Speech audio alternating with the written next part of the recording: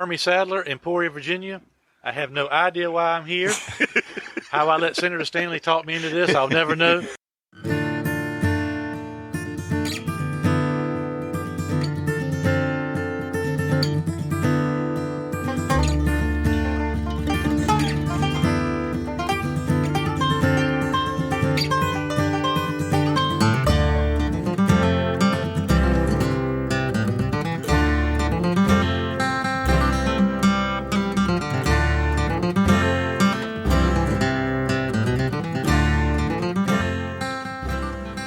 Welcome to the Appalachian Podcast. I'm your host, Billy Riddle. With me, again, my co-host, Jeff Taylor. Bodine. Yeah, back for a great episode today, man. This one's going to be fun. Man, it's good to be back in studio this time, too. Because last time, where was we? We did it at Paul Radford's house, and then we did Chris Williams' father's house, which we hadn't released that show yet. Yeah, this was a special one. So this show is going to be kind of a different one. It's going to be kind of a highlight show. We're going to go through and talk about some of our favorite stories. Kind of tried to do this with the anniversary show, but that one kind of went to shit really quick.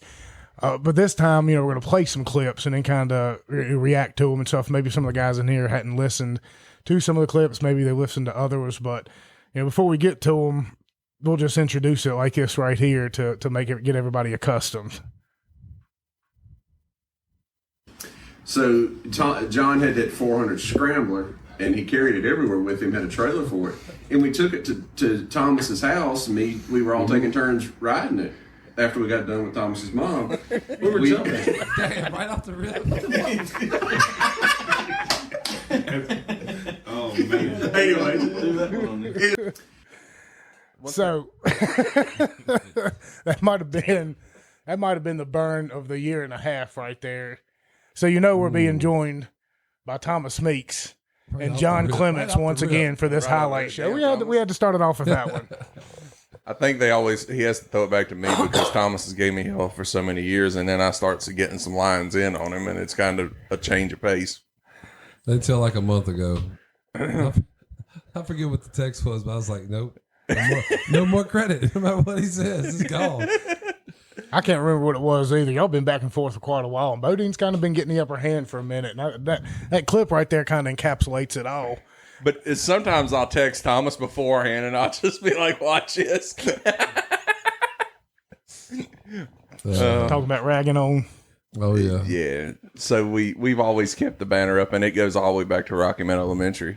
I mean, it goes back a long ways, and it's never slowed down. Even today. I don't think it'll ever stop. No, we laying in our hospital a bit. Maybe we'd all wind up at the same old folks' home. I ain't going to wind up at an old. I done told my wife, you better take me out back and shoot me. I've been to enough of them places before to know I don't want to spend any amount of time in there. Yeah, I'm fine with not. John, when's the last time have we seen you since the promo we shot, Dr. Jerry Punch? Has he been on here since then? The woodshed. Okay, you were for the anniversary show, I guess.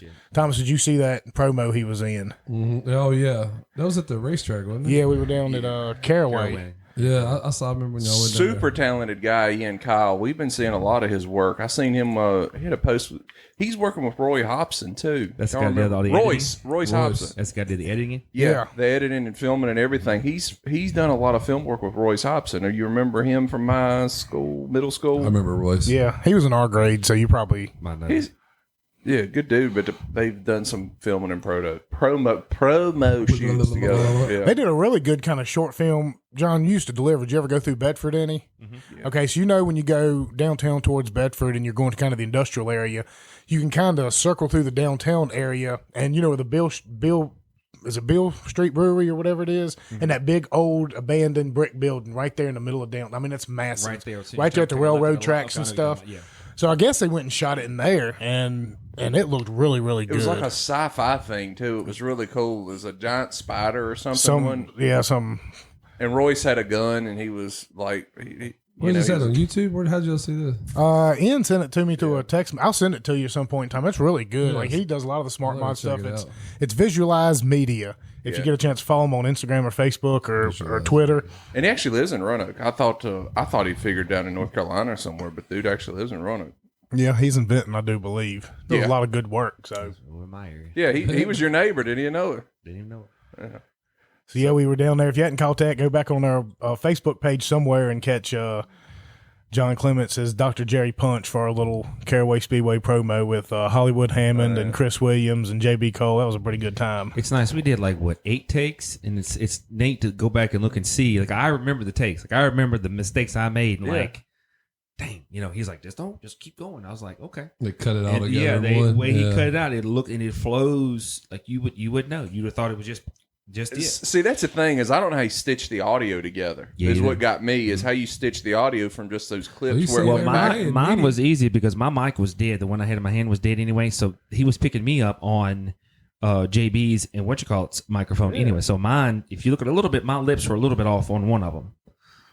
But other than that, I mean, I wish I could edit shit like that, man. That was awesome. I doubt how we put it together because when you see it happen, it's like, man, is filming movies really like this? yeah. Yeah. Oh yeah. They got a thing called Foley where like you see people walking through gravels or snow or whatever, and people they'll watch the film, and when the foot comes down, they'll step on the gravel. They have like a little box that has gravel and dirt, sand or whatever, or they'll shake like leaves and stuff, and they actually insert it into certain parts of films. Yeah. It's called Foley. Yeah, look up Foley sometime. And so it's really odd because they make a lot of money, so don't get me wrong. I don't really care what they do, but seeing what filming movies would be kind of boring. It seems like, honestly. Well, it kind of, but it's like anything else, and it's kind of like with this show right here. It seems kind of boring to come in here and do all this editing work and adding this and adding that and fooling around with it. But once you start figuring it out, you start piecing it together, and you create something that's really cool, you can go back and look at your work, and there's a lot of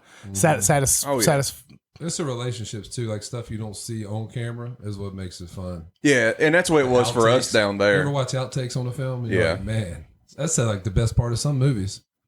Yeah, it is. Yeah, because you're catching the real side of them. Yeah. It's not And the acting sometimes part. the outtakes actually make it into the movie, like that Groundhog Day at the end when they're walking out, him and the girl are walking out, and that fence is supposed to open. They just went with it and jumped over it. It was locked. They just jumped over and went with it. Bill Murray and I forget the lady's name. yeah. That's one of those outtakes that actually made it to the film and nobody knew any different. Andy something. I think she's got a guy's There's one name, in Andy. Fast and the Furious when the Rock's walking in and they say something to him and he says, "You better do something about that forehead." And Ludacris spits a beer out. And he improvised that. But that day down there, we were all starving, so we was just ready to eat. It's like, dang. You remember, we went to a Max Speed Shop, and we like to eat the table. That place was off the charts. It is Where's off that the at? chart. Where's Max Speed? Greensboro. Greensboro. Down off of, Like a hole in the wall place or like a mom and pop? no. It's kind of like walking into a Buffalo Wild Wings type restaurant with all the TVs on the wall and the good high seating With I'm sold already. with That's probably good. 100 little beers. Coyote Ugly. Mine is like a Coyote Ugly like type feeling. Oh, that place And sounds legit. mixed with street rods. It's a bizarre. Street Rock. Yeah. Yep. But- Old time like you. Yeah. But they got like probably 50 or 60 beers on tap, maybe even close to 100. And the barbecue, the food is 100 food times is better than off- any time you're going to get at off the Buffalo charts. Wild Wings. That's Yeah, what I mean. They should Food let is y'all off the three charts. made a commercial about it. Just describe Yeah, what Max it was Speed like. Shop. Yeah. We've talked about it enough on this show. They ought to give me some advertising. Yeah. We probably sent a handful of people down there. I for- went back. Me and John stopped in there last time we went to Greensboro. We Same went through there here, and yeah. waited. On Last food. time I went to Bowman Gray Stadium, I rerouted through Greensboro just to go to Max Speed Shop. And It's one right of off those a places. Battleground. It's Isn't worth it? a drive down there. it's right off a Battleground, wasn't it? It's worth a drive. Yeah. down there. I'm surprised they don't have anything because FanDuel and like DraftKings stuff in Virginia, it's legal to bet on sports. I'm surprised they haven't implemented that other than like Roses and stuff, where you can go to a restaurant, have your food, and have like a little thing pulls up where you can bet on sports and stuff. And actually watch them. Well, the reason all that's going on, if you've listened to a bunch of our shows, there's a lot of stuff going on in the Virginia Assembly where they don't necessarily want the small-time people getting access to those gambling apparatuses. I They know. want it all going to the casinos that's going into Bristol and Danville. So these out-of-state That's control. these That's all out-of-state it is. casino interests come in and they grease the politicians' pockets, and then the politicians in turn crush all the competition for them. And now they're coming in here and the money's pretty much going right back out of state. So that's a lot to do with it. If you Yeah, listen, it's just go listen to control. the Sadler Stanley leaning right, turning left podcast. They talk about that quite a bit on there because Senator Stanley's a big part of the lawsuits and things going on. And And in the grand scheme of things, what are those things really going to hurt? I mean, you're going to suck so many people in from out of state and areas to Danville and Bristol. Mm-hmm. I mean, that where gambling isn't legal in other states around them, and they're just going to go there. I mean, it's going to make those towns flourish. That's the thing about it. People are going to gamble. Keeping gambling legal in this state is not going to. Oh, well, you know what? I would have gambled, but I. People are going to go and they take the money somewhere else. Well, what it is phone every day is they think this grandma that sits down here at the Minute Market on those machines all day long is just going to up and drive to Danville to play those machines or something like that. She's not. No, she's definitely not. So, and she's not going to do it. And they took those machines out when it was putting revenue back into the local. Well, look what Rosie's has done for just for Vinton over there. We got a lot of construction going on and a lot of stuff over there going on now because Rosie's bringing a lot of revenue. And Rosie's really is a casino. I mean, they find a way around a loophole to make it work, but it's just the same way. It's just they done built a damn parking garage over there in Vinton. As high as they could. They can only go up so many levels, but they got as high as they could. Yeah. Next step, all it needs table games over there, and then it'd be a full-fledged casino. Yeah, for all intents and purposes, and that's what these other ones. It stays packed. I drive Uber. I go over there. I drop them off. That garage, the parking lot's always I'll packed. see the winners. They got a little thing on Facebook. It pops up through there every now and then. They stick your head in the picture. Yeah, so it stays packed. All right, Bodine. we are a year and a half into this show. I don't know, John or Meeks, how many shows you've listened to or anything, or if y'all have a favorite story or if there's anything that you can think back on. I'm just curious if it's something that might have popped on our list. I don't know. I think the Travis Wells one was one of my favorite ones y'all did. Well, not in episodes necessarily, just stories. Because each stories. Yeah, if there's a favorite story you had in there or something, because Travis Wells was a really good show. It was, but sometimes there's just stories in there that just end up kind of you reminisce with. I think we've had the last show we did with Paul Radford had some phenomenal ones. I heard that one. Oh well. You'll be in luck because I think we're going to play one of the clips. We have to off of that one. For me, is still my favorite. Is one of the hardest I've ever laughed was when we was talking about the chocolate buttholes with Jared Stout band. Okay, you hadn't heard the chocolate butthole story. I hadn't heard that one. Have you, John? Yeah, I heard it. Yeah, well, I think you're in luck here. We're going to go ahead and we're going to start off. We're going to start off with this one then, since that's the one you had. To preface it, the story, it was a conversation that took place during a break. And Jared Stout and Kyle Forey were outside talking about this, and then it led to us coming in talking about it, and that's when we all got to giggling like a bunch of schoolgirls, I believe. Chocolate buttholes. Yeah, so go back and listen to this one. It's the Jared Stout Band episode. I can't remember what episode number it is, but you can search for it, and you'll find this at the beginning of the second one. The entire show was really good, so check this one out, and you'll be able to hear us kind of laughing and commenting through this, but here we go. Once again, one of the greatest things about these shows is coming and having people come over and hang out at the house, and you eat with them, you hang out, you tell stories off the air as well that you kind of get into. So we stop there. Front porch conversations. Yeah, front porch conversation. We'll go out there and, maybe smoke a cigarette or something and have a drink. And a conversation came up. And I'm really trying to figure out how to preface it or even segue into it properly. Kyle, maybe you can help us out. This would be a good one for you. I was on another podcast that, these items were coming up, and Kyle. All right, Kyle. Would you eat one of these? I just want to see Kyle blush. Would you eat one of these, Kyle? It doesn't take much. Would I eat? So we got to talk about it. We got to put it out there. It would have to be. Would you create one? That's the golden question. That's would you do maybe for like the love of your life? Maybe like a 10th anniversary kind of thing. Yeah. There you go. It has to be somebody special. Yeah. I mean, yeah. I agree. It'd have to be special. It would have to be for more of just a general occasion. Just like, oh, honey, I got you these. Not your Tinder match. Yeah, no. Some people like to swing for the fences early, and it works for some of them. So give them credit, If nobody knows what we're talking about, I don't either. But the subject is chocolate buttholes. Chocolate buttholes. So, Somebody please fill in everybody else. So there is a thing. There's a thing that I was introduced to not by consuming or creating or even Not knowing just by anybody Google who search. did. If you were, It was we just- wouldn't it was tell just- it on this show. It was just in the world of things. But I was introduced to chocolate buttholes, and they send you a kit, and you gotta like. You ever heard the term lawn chair? You guys ever heard the term lawn chair? You watch like Ridiculous. You ever watch Ridiculousness?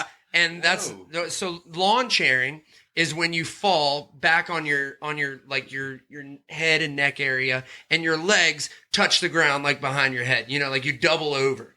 That would be lawn chairing. You fold like a lawn chair.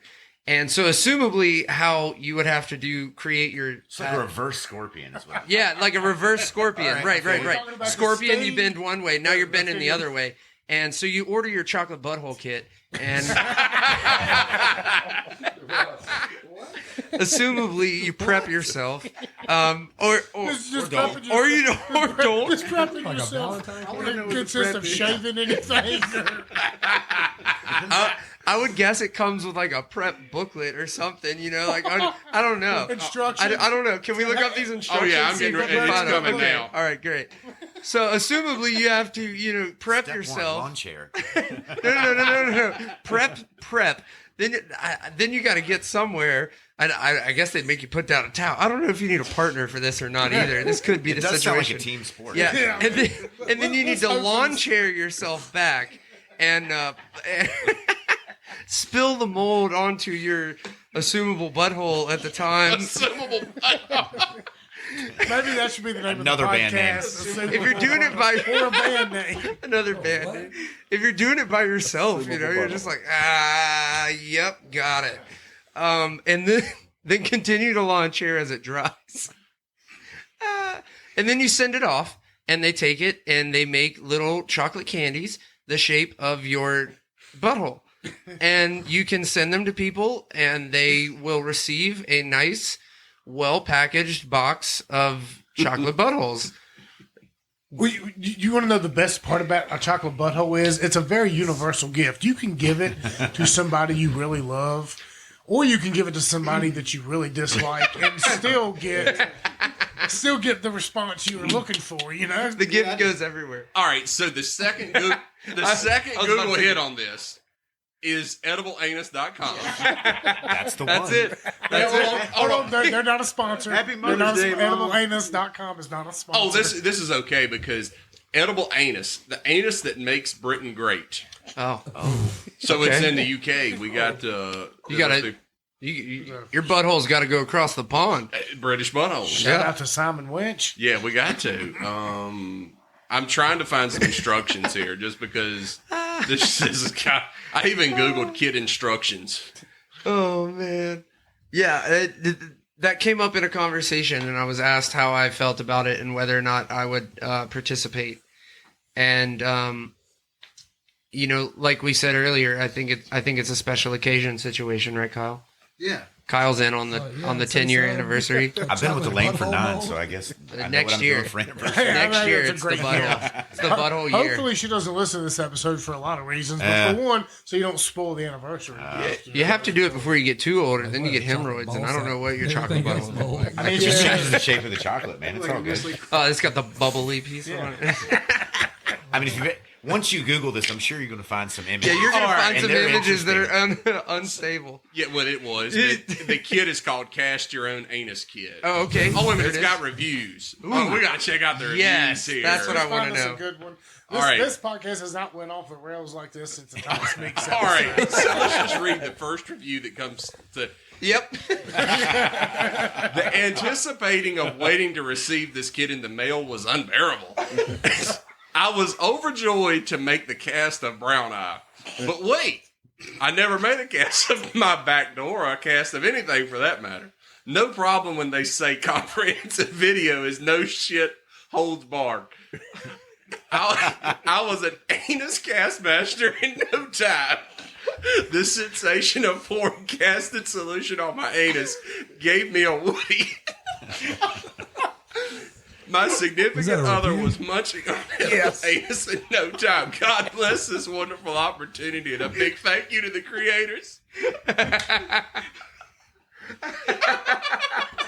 Wow. So a satisfied customer. Right? Man, I was sweating. Kyle's over here, just as red as can be. Oh man, you don't even want to see pictures. And for all those that are listening to this, if you Google it, just beware. Don't do it on Oh, your work God. computer. Yeah, not safe for work. My mom is listening to this episode. This one says. Mine probably too, but she's laughing. I know she's laughing. I know my mom is. This one says, "These made a date from hell turn into a nightmare." Well, now we got to hear that story. Wait, come on. After going to the chocolate and beer tasting event for Valentine's Day, I thought it'd be creative to add my chocolate to the mix.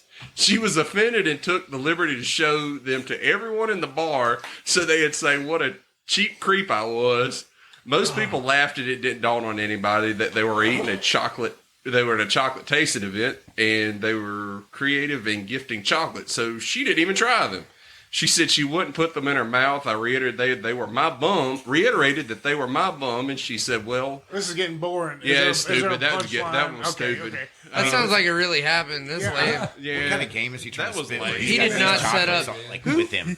He's got a backstash Yeah. of these already made chocolates. Who He's goes giving to a it them. public thing and says, "Hi, ladies and gentlemen, welcome to my chocolate anus"? Eat my chocolate ass.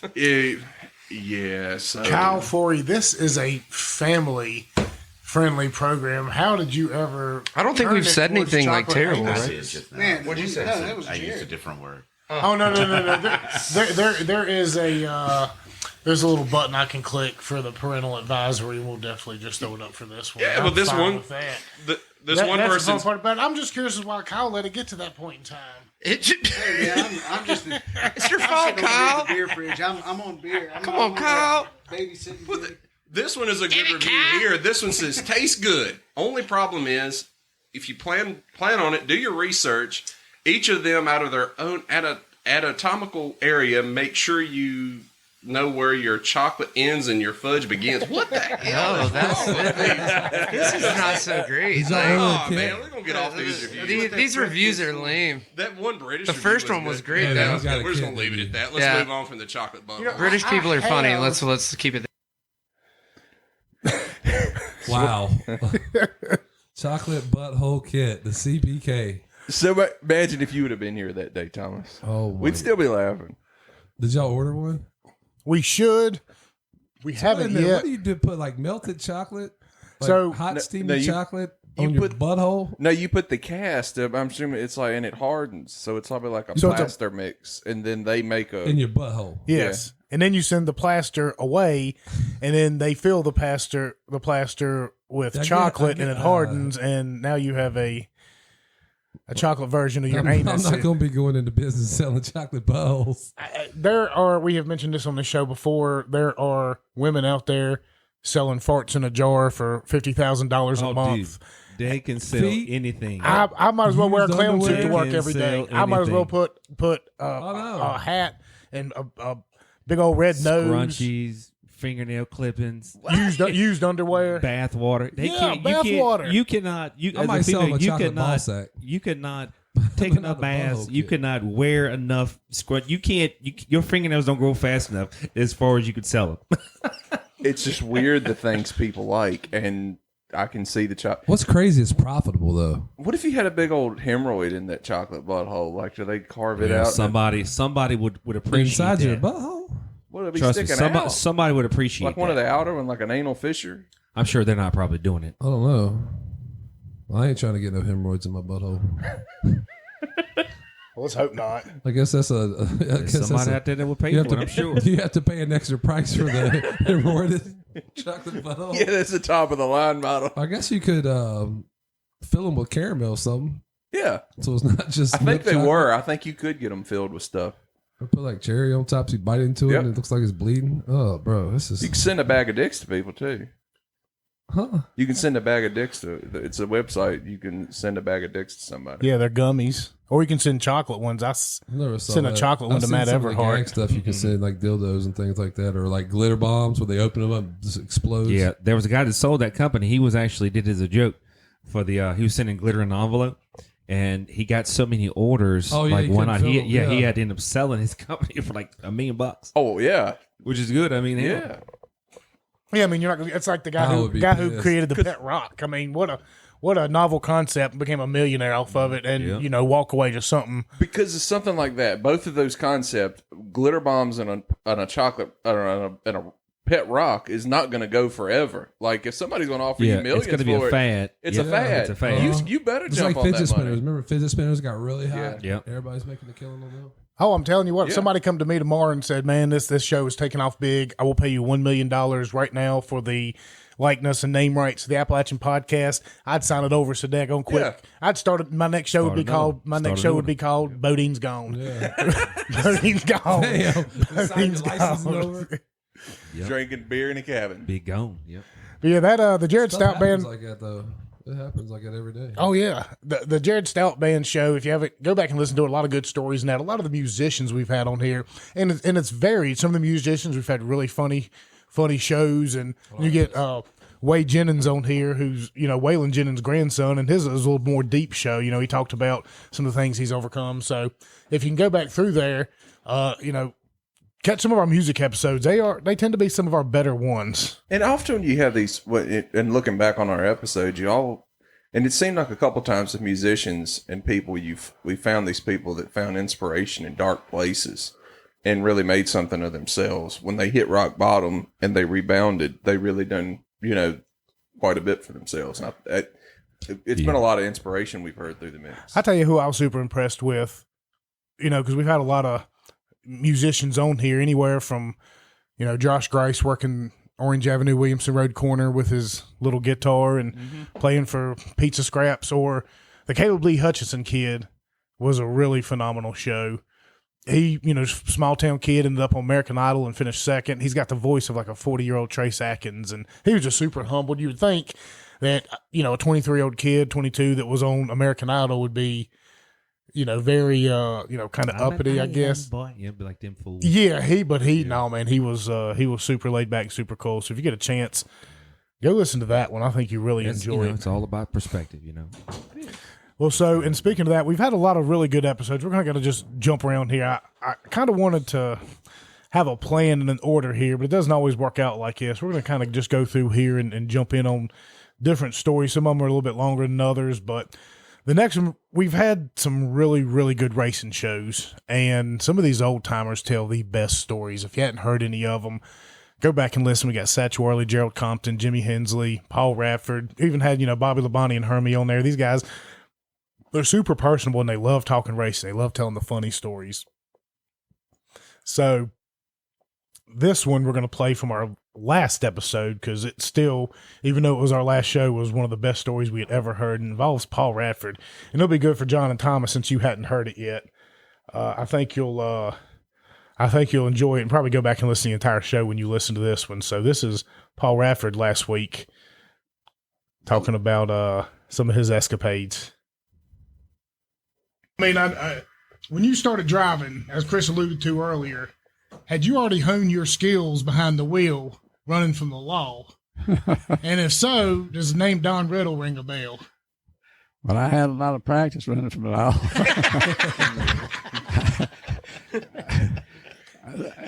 To be honest with you, it looks like I went out looking for it, but I know they tried to dodge him. I wasn't smart. I didn't try to, be real smart with my bootlegging, and I just went when I wanted to, when I had to, But I've had a lot of races, and but the first race I run when I was just a teenager, and I was still working with my dad at the barbecue, and I was coming back from been to see a little old gal, and I was coming back down the ride off Bowles Hill, what they call Bowles Hill, down in a 36 Ford, running about 90 miles an hour. I guess I'll run, and I met this fireball. First, I think it was the first state trooper come to Rockmount, and he had a 48 Ford, I believe, and he turned around on me. So I just kept going wide open, come on with the barbecue. He had to come into film. He's come into film. John's having flashbacks. Left, went down the old switch road, which it was dirt road then. Yeah. And I dusted him out, and I made a loop. He'd come back out and come right back within a mile of the barbecue while I was going to go to work, and put my car in a man's barn and walked to the barbecue and went to work. And my dad, he got all of me. Didn't have no driver's license, though. He got all of me, you know. But a week or two later, I was in one room and he was in another room talking to some guys, and he was bragging on that Paul, he outrun the state trooper. That ain't good. That ain't good. What about these stories Charlie was telling us coming up the road about getting those pools going at the restaurant? Yeah, I told him, Mama said some of the old guys at the down at the restaurant when she was younger said they'd get a little pool together and you'd come up, ag on one of the police and bring them back down through there, see if you could outrun them. Turned into a contest. Yeah, Mama said everything's quiet and you'd hear the sirens coming and say, "Won't long up, Paul, go by." You know, back then wasn't no traffic on the road. You go from Fairville to Rocky Mountain, you might meet one car. I know me and Clifford Boyd, which he used to ride me, but bootleg, you know. And he had a 58 Plymouth, and I had a 58 Chevrolet, I believe it was. We parked side by side right there in Fairville, and we raced to the barbecue. And we never did gain, and didn't meet nobody. And but if they had it, one of us had to give because we run side by side the whole distance. It's unreal. You wasn't gonna give, were you? Paul, tell them about your dad's truck. You come to Pearl, man, it had just a little bit of, I believe Daddy said it was just a little bit of sugar in the back floorboard or something or other, but the laws run you going back towards Rocky Mountain. You got in there before you get to Midkiss, and the distributor come off or something or other that quit. Yeah, it was here in Fairham, and old Ward was sitting down there, and me and Charlie had been down to get some sugar to carry to the steel place. I had a steel place run, and as we popped up there in Fairham, there he said at the post office. Ward said, so we eased up the bank and going down there. I had a key to the barbecue, and we had gas down there then, and I was about out of gas. So we went down, filled up gas. I said, if he runs us now, he's got us. We ain't got enough gas to run fall. But I filled up gas and come back. I said, he'd be gone time to get back up there. So when it popped over the door there, he sat, and time I pulled up on the railroad track, he was on my bumper. And we let it right out up at the cottage wide open. And I pulled away from him. I start with him. And then William had worked on the motor that day or something other than the distributor or something. 100 mile an hour is all we run. And I got up that way trying to go across the Turner's Creek Road. I throwed it in there and I put that right front wheel from over the pipe. The pipe goes under the road there. Yeah. And Troy, he done got down under the dash. He done hit. But to start with, going up by the college, he says, you gaining on. The guy going up a little further. He's gaining on you. He got down in the flowbowl. But we made that loop around and come back out up at Crossroads. And I was storing whiskey out there, the next house out from it. And I was keeping all my stuff out there. And we pulled in out there and parked my car, and we walked up to the edge of the road.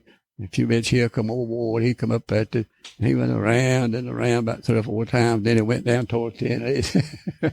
Yeah, that's good stuff right there. He told me a time or two. He killed me to get out and run. He come from West Virginia somewhere, and he said he just killed anybody to outrun him. I bet you he had a souped up car too. Had to. I had to have. Well, Paul, you need to tell him. You need to tell him his story. And Mom has this news article on him when the state trooper, they took 2 or 3 cases out the back of your truck, decided he was going to ride with you, see where you was going. Oh yeah, I was coming out from a steel place and had 26 cases of whiskey, and I had sideboards on the truck, and had 200 feet of plastic hose on top of that. And where I come out into the highway, which is Tunnels Creek Road, the man was with me that made the whiskey. He lived about 1,000 yards after I hit the road, I tell you though. But before I got to the hard top, it's this old logging road that I was on coming out from steel place. Something stepped on the back of my daggone truck. And it stopped beating on the back glass. Hollering, halt, law. Yeah. So at that time, I done got on the hard top and I took off. No, I didn't throw him. Oh, he stayed home? Yeah, let him tell you about this ride. He was on top of all them hoses on that and beating on the back glass with that pistol. And I was getting faster and faster. And he quit that. He did it. He must have laid down and started holding on to the side. But got up out to what they call the dirt road that goes across the mountain up there. I got on it instead of standing on the hard top. I got on it. It comes back out over what we call the old dry hill school, and so I had to hit some upgrades, and I had to put the second gear, and slow down a little bit. When I slowed down some, he started shooting. Wow. Shooting through the back. Wow. And to start with, he must have been trying to shoot the tire down. The next time, come through the back glass. that doesn't nerve me then. The guy with me, he kept hollering, just stop, let me out. So I told him, I said, well, I'm going to let him have it. I said, I'm going to give him I hate to give my damn truck up. Yeah.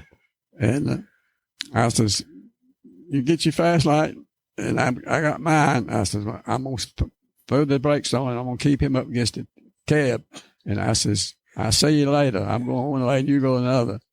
And when I went out before I got out of the road in the woods, you son of a bitch, you bow. That was the last time I reckon. And I went through the woods, and I knew where I was at, and I went to a fellow's house, and he brought me home. And I reckon during that time, they found out somewhere or another that who I was and everything. And I had come home and got rid of some whiskey. I had a carload of whiskey there. And I pulled it out in the woods, and I got my truck where I had the Coke where I was making the rye liquor, right. Steam liquor. Yep. And I wanted to get that truck with that Coke out of the way. And coming out, I met them coming in. Ah. So I come out of my dad's driveway into 40 and met them. They come back, and I went up there just about, I don't know, right around the caravan where Leo Scott's farm is. And I pulled in that field, I went through the fence. Went through the fence. Get out of that truck and I run again. So after that, I stayed kind of on that run for a while. Yeah, I bet you did. Stayed on the run. I didn't stay home none. And me and my buddy and a couple of buddies went to a movie in Marshall. I come out of the theater to my car, and they had surrounded. They found you. They got you. Yeah, they got you. So I spent the night in jail. I had to call my wife and say, well, my head's on the pillow in jail. Now you Paul said he actually felt bad though for that the ATF officer in the back of that truck, because he said he went out of the road a time or two through fences over 100 mile an hour. That man on the back of that truck. That's when he stayed in it. Oh man, if I'd got into a fence one time, I almost got into a fence.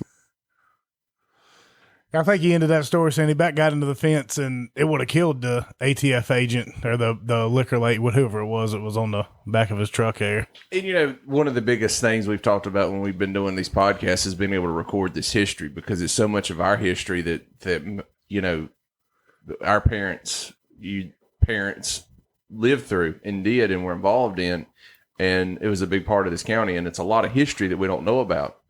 I mean, the same roads that we used to tear up. I mean, he's talking about running, running from the law on Prilam and Switch. I mean, I know, Thomas, you've destroyed a truck on Prilam and Switch before. Destroyed John's Jeep on Prilam and Switch. Travis's Tacoma.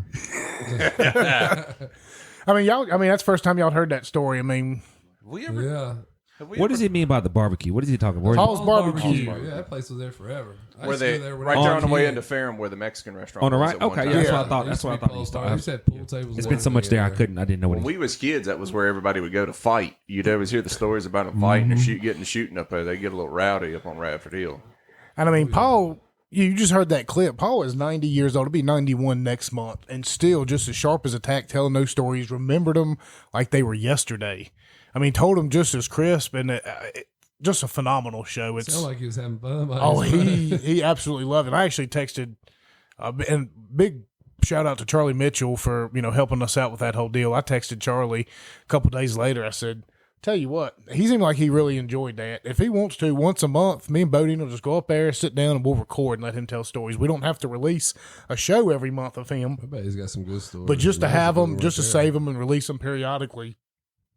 Because and you go back and listen to that show, that was an hour and 45-minute show, and that was just one of the many hilarious stories. I mean, pure gold. Yeah, I know a couple people that probably want to hear that. I know Ricky probably listen to that. Have we ever told, speaking of which, we're talking about all the stories we tell, have we ever told the Toyota Tacoma story on Prilam and Switch on their podcast? We've told the one where so. y'all all went in three-way on a truck and Thomas destroyed it before. Yeah, we didn't tell the one about Travis's truck. I don't think we have. We have never talked about that? Nope, we didn't. Somebody, John, will you have me a beer and y'all start in on this one? Because I don't think I know this story. I don't remember how it's... I got it. I got you. I was sitting in the front seat. It all started up at Kim's house. Now, what year? This must have been 2000, 2001-ish. No, this was a little bit later. Matt had bought a Bronco. That white Bronco from Robert and had modified, cut the fenders out of it and put some 33s on it and put a locker. We decided to put a locker in the front end of that truck for some reason and not the back. I can't remember why. But we want to take it up and test that Bronco out. I was on the Jeep. Matt was on the Bronco. Travis Atkins had just bought a brand new black extended cab Toyota Tacoma. I remember that truck. Yep. So he was going to go with us and try it out. Well, we made the mistake of putting Thomas in the truck with him first off. And we made the mistake of letting them in the front. So Thomas was navigating because Travis had never been to Prilam and Switch. Both of them been drinking, obviously. Yeah. You don't say. we get up, maybe everything was going fine, but there was one mud hole that even notoriously, ever since we've ever been going to Prilam and Switch, is one mud hole you stay out of. You don't go through it. It's always been deep. We've always heard horror stories about people throwing refrigerators and you name it in this hole. But you can look at the hole and see. Nobody's been. You don't need. Yeah, I wouldn't try to even walk through it. It's a bad idea. It's a long hole and it's deep. It's long. So I told him if he hits it about 40. Yeah, about 40 exactly. I know they were moving. I was directly behind them, and I saw the spray. Take that back. I wasn't behind them. I went to the left and went around the hole. We was on the left side. Yeah, I went but I saw the spray out of my passenger side window when Travis hit that hole at about 40 miles an hour. He didn't make it in that far. He only made it in about. He only made it in about 10 feet. It about threw me through the windshield. Yeah, even at that speed, he didn't make it in very far. The only thing that happened was his headlights went underwater. Yep. And the water started coming in the door. And it actually, the back of his truck was still above water. Yep. So even at 40 miles an hour, it tells you how bad this hole was. He only made it in 10, 15 feet. Yeah. The hole wasn't like 20 or 30 foot. It looked like it was long. Yeah, so, it took us about 4 or 5 hours to get him out of that hole. We had to go back and we had to change the tires. We broke two straps. We broke two straps. We had to go back to Tammy's and get a chain from Robert come back, and I mean, when I say all we could do was just hit it, we had to back up and just keep hitting it and hitting it. Trying to, the pulling vehicle. We didn't have now we know about bungee cords. Yep. A bungee cord is what we needed. But that chain, just hitting it with that chain and jerking him back, it knocked his front tire off the rim. Yeah, well, it was metal. forward Some drive type of wasn't metal working. we run over underneath. Yeah, it ran up with something. It did. I mean, he didn't mess pulled his it truck out up. with it. But, it was a mess. It was, imagine, it's about 5 degrees outside. Literally It was 5 snow degrees. on the ground, and we were it was taking snow on the ground. turns It was 5 changing the degrees. 'Cause tires. we So could, cold. you couldn't stay outside more than a couple minutes. That's how cold it was. The wind was blowing. So you'd have to get in and warm up. And then, get out and do a little work, do one lug nut. half a lug nut. Yeah, half a lug nut and get back in and let somebody else get out and do the other lug nut. And Travis made Thomas crawl in the back of the truck. I had to crawl out the window over the crawl out top of the truck. It ain't the first time Get out. we've been in the bed of a truck with Thomas Meeks in a hole. Crawling out a window to get in the bed of a truck. We got It's the not the first distributor time. and it was snow on the ground then too. I don't know. I think we told this story maybe in the Lake Yeah, we House told that show, one the story, one yeah. where We were y'all in tried to go over the river. River, yeah. Yeah, 50 miles an hour. Yeah. And But we made it through the river. We started driving up the river and around. Yeah, we went through. We'd have made it through. We decided to go down on that one, but yeah. But that was a horrible night because I mean, Travis is we were 18, 19.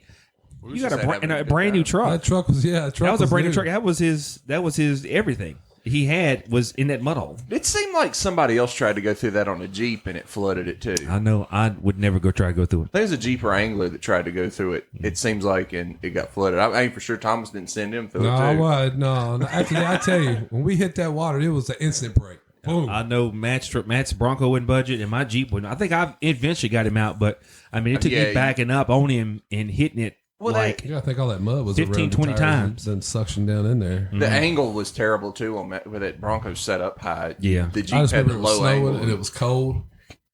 It didn't. It sucked that night, but it was. Yeah, I mean, when I say it was cold, Billy, like I said, you imagine you get out because you try to do lug nuts. Literally, I mean, you might get it, get one off, and then it was like you had to jump in. They were froze to it because when we went through the water froze. Lucky they didn't just And skid we didn't wanna across the break top. It of could, the and the wind was blowing. It could have. I mean, it could have been in the negatives. I wonder. I mean, I remember a lot of times going over Chestnut back then. I mean, it would be snow on the ground. We jump in the Jeep with John and we ride down there, and there'd be 15 or 20 cars all going down Chestnut, running off the side of the road, hitting the snow. I wonder if I bet kids don't do that anymore. I bet they don't go out there and. Me and Thomas took Ricky Subaru through it. Mm-hmm. I took a Volvo through there one time with snow on the ground. Let me tell that one, because that one's a kind of funny one. So we come in from Radford, and I had a couple of my buddies, like Nick, my roommate, and our friend Meredith. They came down. We took them to Bowlins. They never been there before. And we met up with Craig and my cousin Josh. And we're like, let's ride around. Let's go down here, go down here. I don't know why we decided to do it. What gave us this idea? Probably alcohol. We decided we're going to take my old Volvo, if y'all remember that, it was a tank, over Chestnut. And there was 6 inches of damn snow on the ground. And we get back, we were going to go to halfway down the road and then turn around, and I guess we couldn't find anywhere to turn. And Craig was like, well, you just got to keep on going with it. Just keep on going with it. And he was egging me on, probably just knowing good and well we're going to get stuck. It's a 2-wheel drive car going over Chestnut in 6 inches of snow. And to beat it all, I wasn't riding on top of the ruts. I was riding in the ruts. Craig was like, damn, get on top of the ruts going through there. And wouldn't you know it, that damn Volvo made it all the way through on the other side of the mountain. You went up the hill. Made it through that night. We got back up to Craig's house, and his dad come outside. He said, where y'all been out there in this damn weather? He said, Billy just took his Volvo over Chestnut. He said, you lying. He said, no. He said, I swear to God. He sat there, went down and had no point of return. He just kept on taking it. I'm telling you what, them Volvos are tanks. I'd probably put that They up are against good any car cars. in the world. So Volvos you are was Front wheel on the drive or gas. rear wheel drive? Oh God, the whole time I had to stay on the Yeah. gas. Was it front wheel drive or rear wheel? I think it was front wheel, which probably helped out a little bit. front wheel. There's But no this was way like a rear wheel. 90 Volvo too. This was not a new one. This was a 1990. We had John Spidell. I still see him in town all the time in them old Volvos. That thing his gold one had 275,000 on it when I was in school, Yeah, I see him in town all the time. I see or the old 300. It was days. either 300 Kids something. had Now. one. Yeah. All right, well, so while we're on some racing highlights and stuff, I got a couple short stories right here from another one of our legendary racing guests. And Thomas might be able to appreciate this one because this is around the time that we all were hanging out and really started liking racing because I remember a lot of drivers would come down to Ideal at times. Kenny Wallace. Yep, Kenny Wallace would come down there, and I remember all that stuff back from the day. So from this time period, this is another legend of our childhood, and I know me and Bodine really appreciated the hell out of this show. Paul, we really loved it and appreciated it because there's a lot of stories we were hearing for the first time, and Paul is 90 years old, so a lot of his influence was long before we were even born. But Jimmy Hensley, on the other hand, was somebody that we got to watch when we were kids, and even at 47 years old, was the NASCAR Rookie of the Year in 1992. So here's a couple from this one. I don't know if y'all have heard this one, and if you hadn't, Thomas, once again, this is probably one Ricky will like, because these are a couple funny ones. This is with Chris Williams of the Smart Modified Tour, J.B. Cole, me and Bodine. We got to sit down with Jimmy Hensley. There's a couple really funny stories really quick. So enjoy these, and we'll talk about them. So you just reminded me of something else. You told me on the way up here you didn't make but about a half a lap at Myrtle Beach too the first time. Yeah, that's true. What happened there? That's when I drove for Sam Ard. And I never raced at Myrtle Beach. We always raced in North Carolina, Virginia, Tennessee. We didn't go to South Carolina much. So we go down in the bush race, just back in, I guess, 87. Yeah, that's about right. And so I go out, and it's Myrtle Beach, the front stretch is kind of a D shape. Yeah. Well, first lap I get on it, I'm going along, and I think, man, that thing feels pretty good. Well, I went about probably 10 car lengths farther than I should have before I let off. And when I did let off, it back end come around, and I finally hit the wall coming off too. I kept trying to hang on, but it didn't work. It tore it all to pieces. So anyway, what does Sam say to you? Sam, I got back to the pit. Sam says, Jimmy says, I knew when you come by us, you wasn't coming back.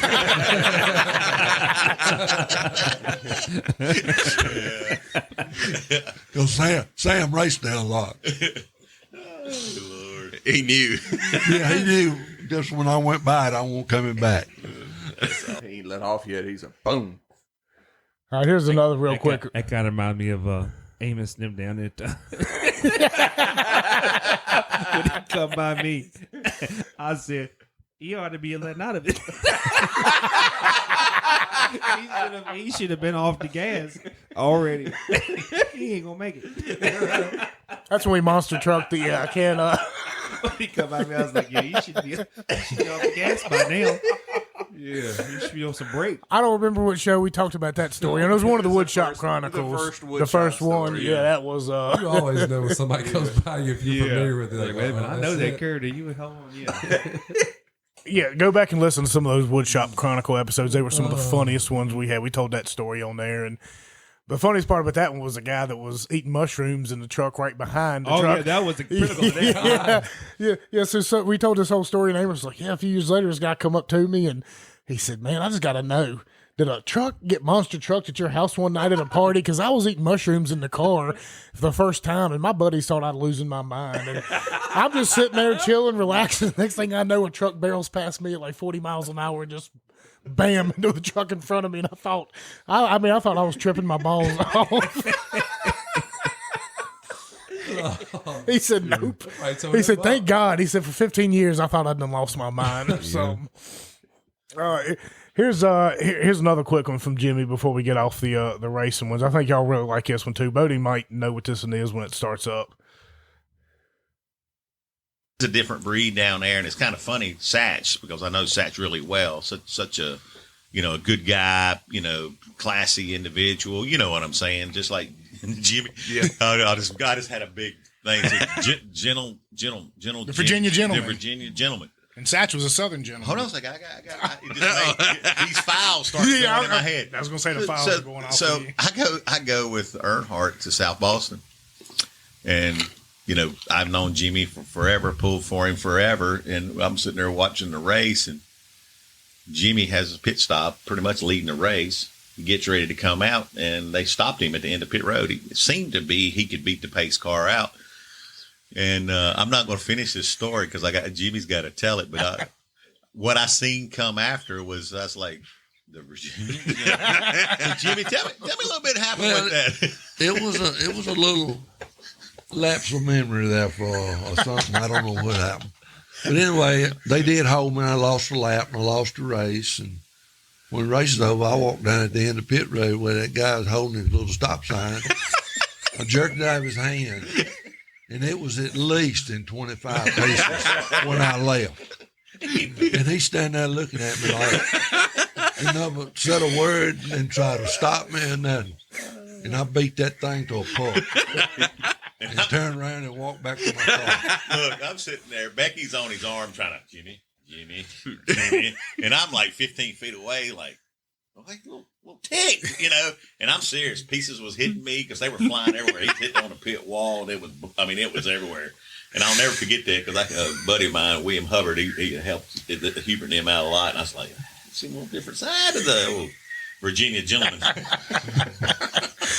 Do you remember the guy's name who was the official that day? I don't. Oh, I was going to say, I wonder if I bet he remembers you. See his face, I can't remember his name. Jimmy apologizes if you're listening.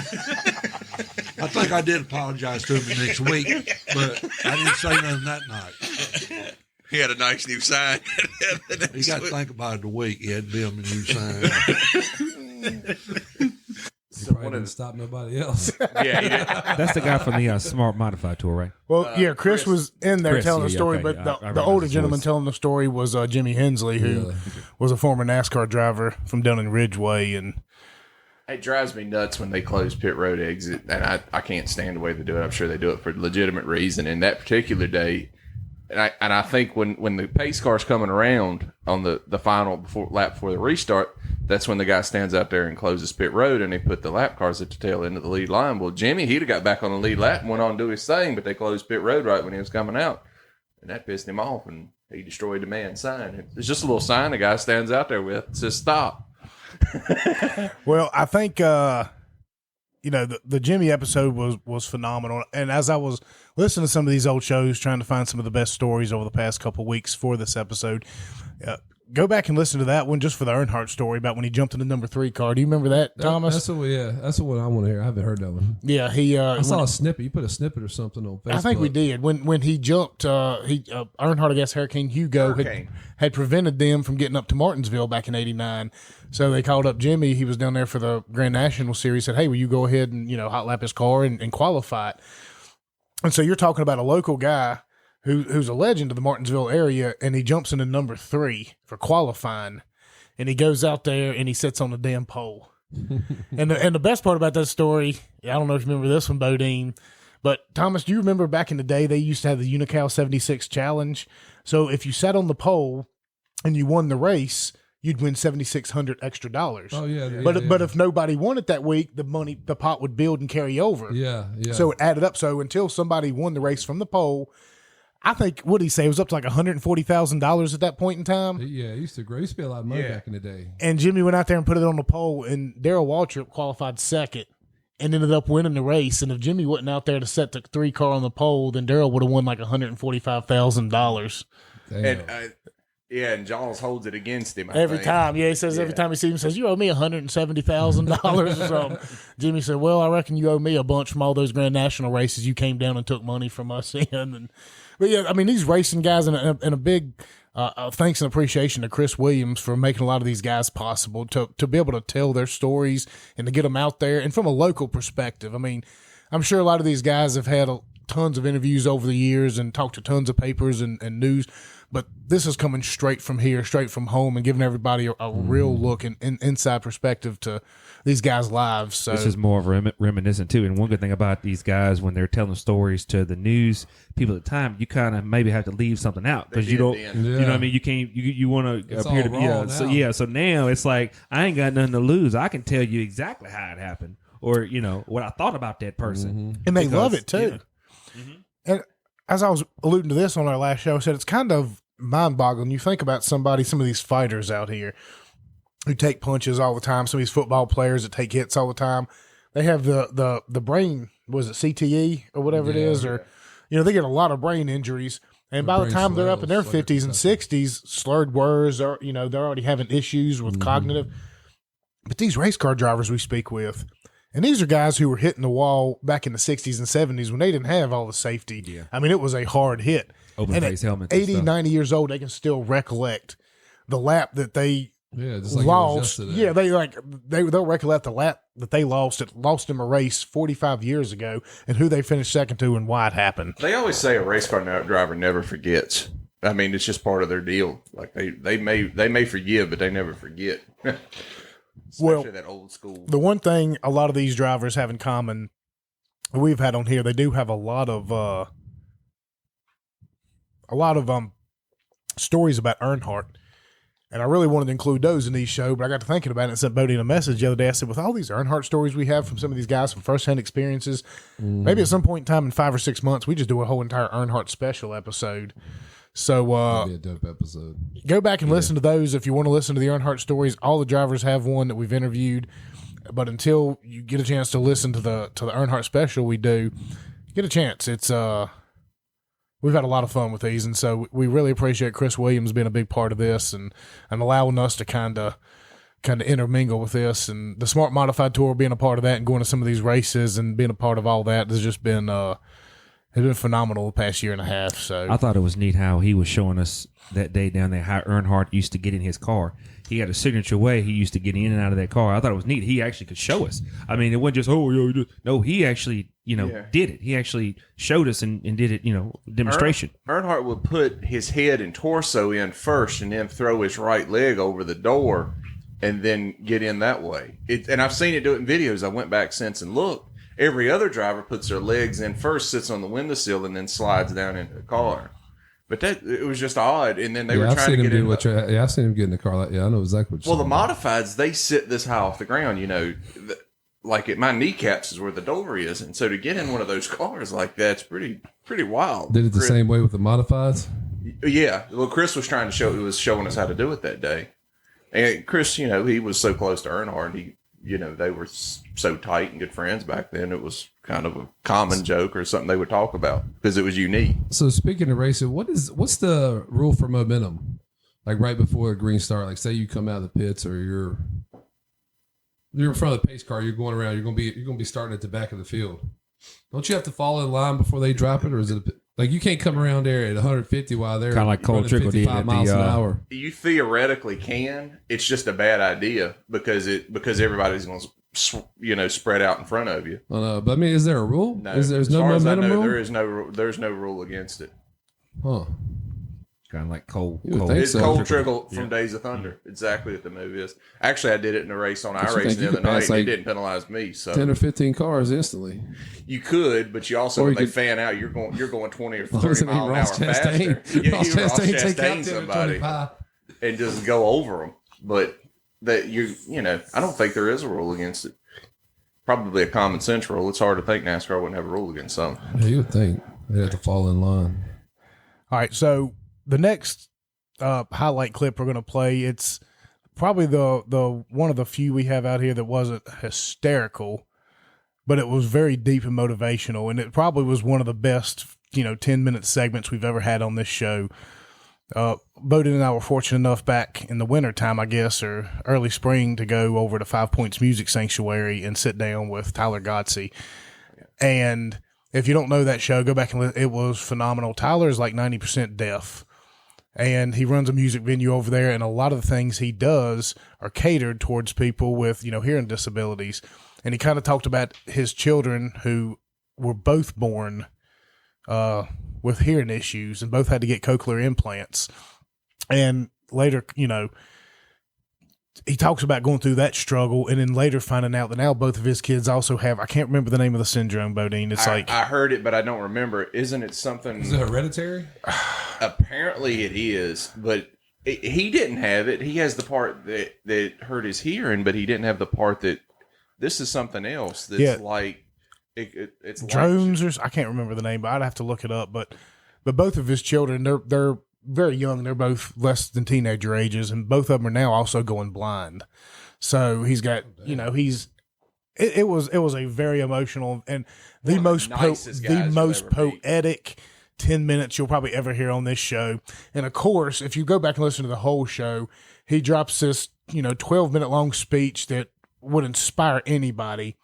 And immediately after, Bodine brings up the chocolate butthole story and just completely ruins the momentum of everything. It's a different story. But at least Tyler, he kind of understood that, and he's talking about the yin and the yang. But if you go back and listen to that show, so this is just a small clip from that one, was probably one of the best we ever had. So we'll get away from the funny for 1 second and then just listen to this. You bring up a great point. That these are things that I kind of thought about.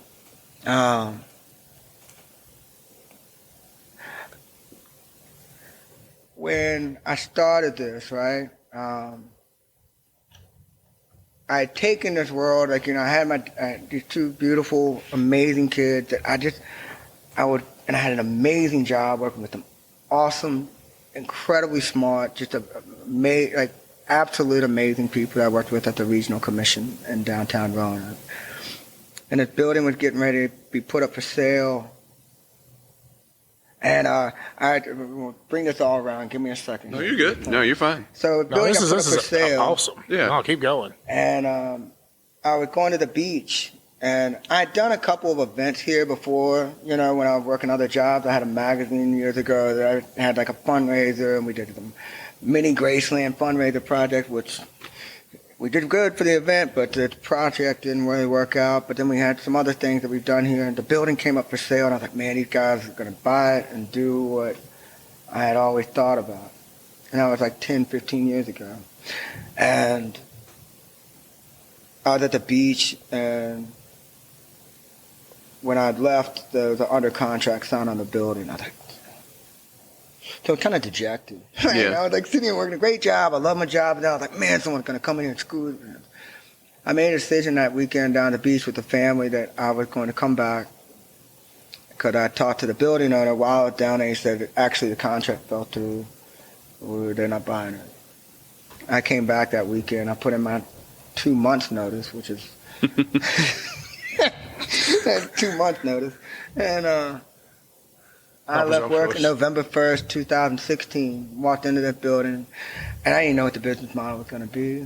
I didn't know whether it would be a restaurant, and a bar, a venue, a nonprofit, a private rental place. I had creative work. I had ideas that I worked through, and I put just different scenarios together, and I knew, quite frankly, where the primary ones were. But I was like, I got to figure this out, and what's the best model? And of all the models that I came up with, the one to make this a nonprofit was really important to me. Not so much because of the business model concept, but because of what we went back to, and we talk about the energy, right? I wanted this place to be something that captured a communal expression of energy. I don't own this. I'm the founder and the director. I don't own this. It's owned by the community and run by the board. Now I have a large role in shaping all of that. But fundamentally, that's important to me because it brings it back to the point when people see, I don't ever expect someone to work like me, right? I expect them to work hard and take pride in what they do. But when they see me doing what I do, it's not because I own this. First 4 years, I barely paid myself. I lost insane amounts of money. And we kind of worked our way through it, but it's a model, right? Created this communal aspect in which you come in here and you contribute from an energy perspective. You're going to make something happen, right? We come in here and we take our life challenges, things that change over time, right? This whole philosophy of what this nonprofit would be. It goes back to that story, the power of sound, right?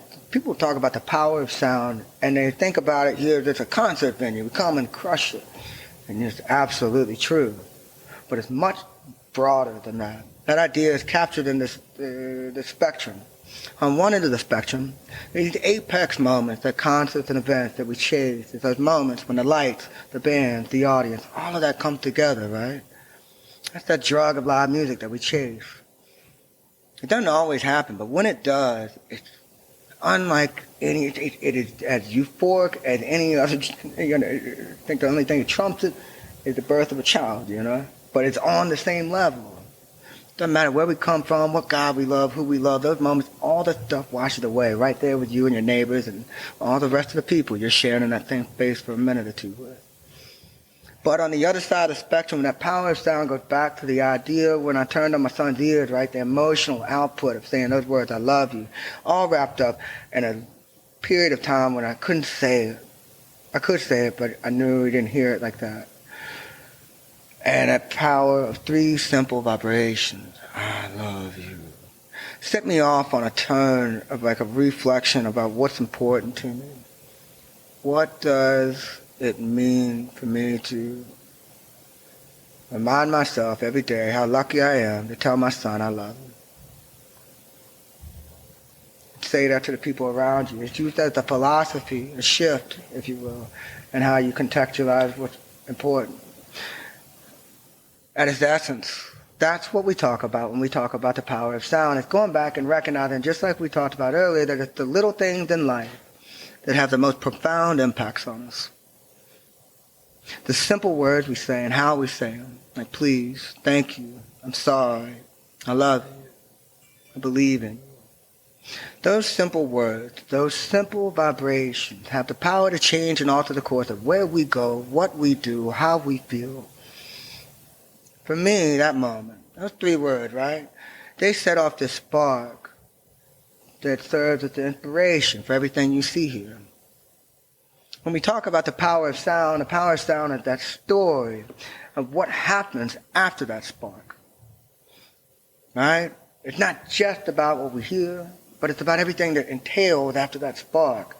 It's the creative outburst of art, of relationships, of moments that you share with people that had nothing to do with the concert.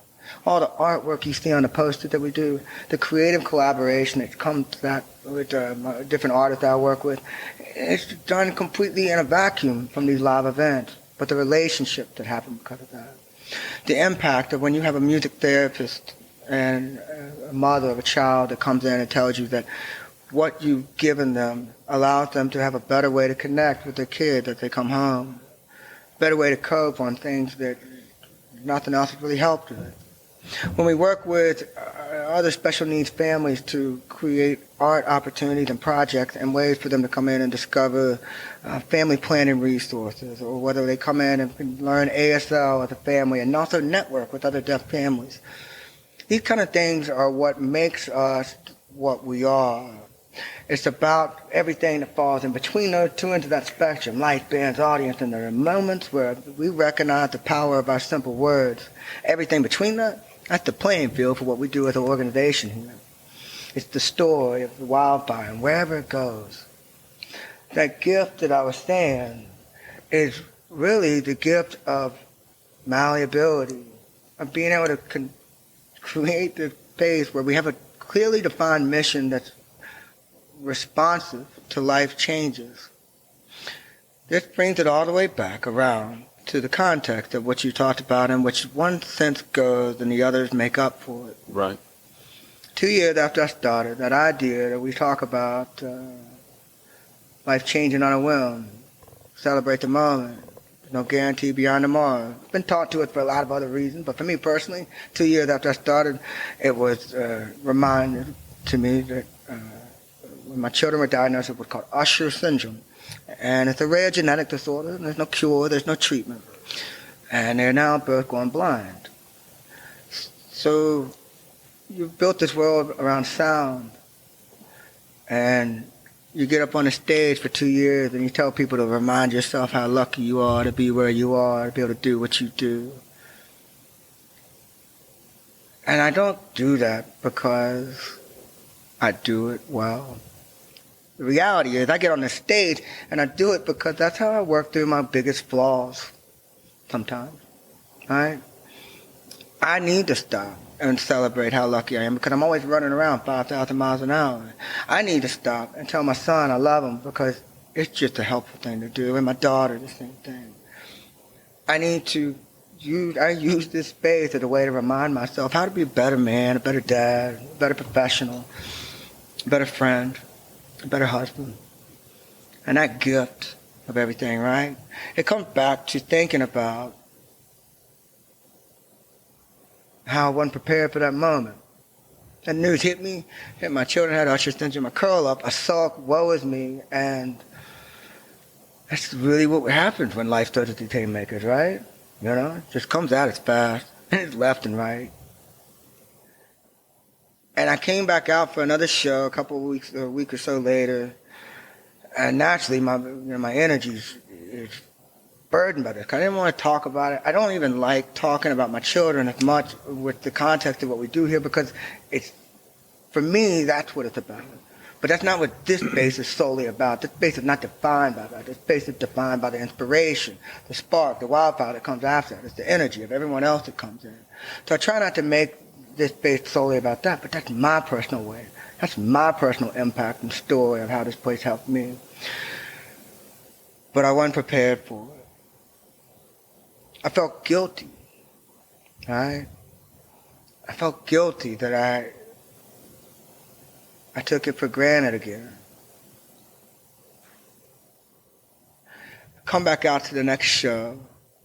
I'm on the stage, and I'm looking out in the audience, a fantastic show, and there's this common thread. I'm reminded right there, and it's weighing on me. But I look out, and I tell everybody at every show kind of what I do and who I am. It's a very important part of this place.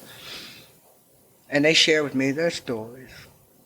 And the common thread is this, that each one of us in this room has our own story of struggle and burden and pain and points of inspiration. And my story is unique. It is no more difficult than what anyone else is facing, right? We have a parent that we've lost too soon, a son or a daughter that we can't connect with, a friend who's dying of cancer. We have our own physical, personal, mental ailments, the things that most people walk through these doors, they carry them silently on their shoulders. Each one of us is out here largely looking for a way to remind ourselves why we're going to get up tomorrow and put one foot in front of the next. What's going to be the wind that fills our sails? What's the momentum? What's the moment? Staff laughs because it's an analogy that I use a lot. I say it to the bands and stuff when I'm telling about what the place is. But there's this idea that life is a walk on the beach. And it's on that walk that the ocean represents life's perpetual tides of chaos that rise and fall. It's at these moments you can stare at that, and sometimes it feels like that's all life is. One tidal wave of shit coming at us. You look down the ocean, and I don't know where I'm going to be 10, 15, 20 years from now dealing with children that have the challenges that they have. I get overwhelmed. There's anxiety. There's uncertainty. There's certainly fear, because it's all it is. And that's true in life in general. If we want life to suck, we can sit here right now and we can talk about it all day long and stay here overnight and just suck. But what we have to remind ourselves is in those moments of chaos and the anxiety and overwhelming of life's haymakers, to turn away from it and look right where you are at your feet. And you might find a starfish in the sand, or you might look to the side and you'll see wind whipping patterns down the shore. You might follow that to a sunset on the horizon. We turn away from the chaos not because it goes away, not because we can forget about it. We turn away to find these little moments to remind us that's not all life is. We hold on to those moments so that we do face our struggles, our challenges, and our burdens. It's a little easier knowing why we fight. So what the story, what the spirit of 5 Points Music is, right? When you walk through our doors, when you come to the gates of our events, when you engage with us through our programs, our goal is to be that starfish, to be that sunset, to give you a moment so that when you come through these doors, when you walk out, it's a little easier knowing why we fight. It's really what this place is all about.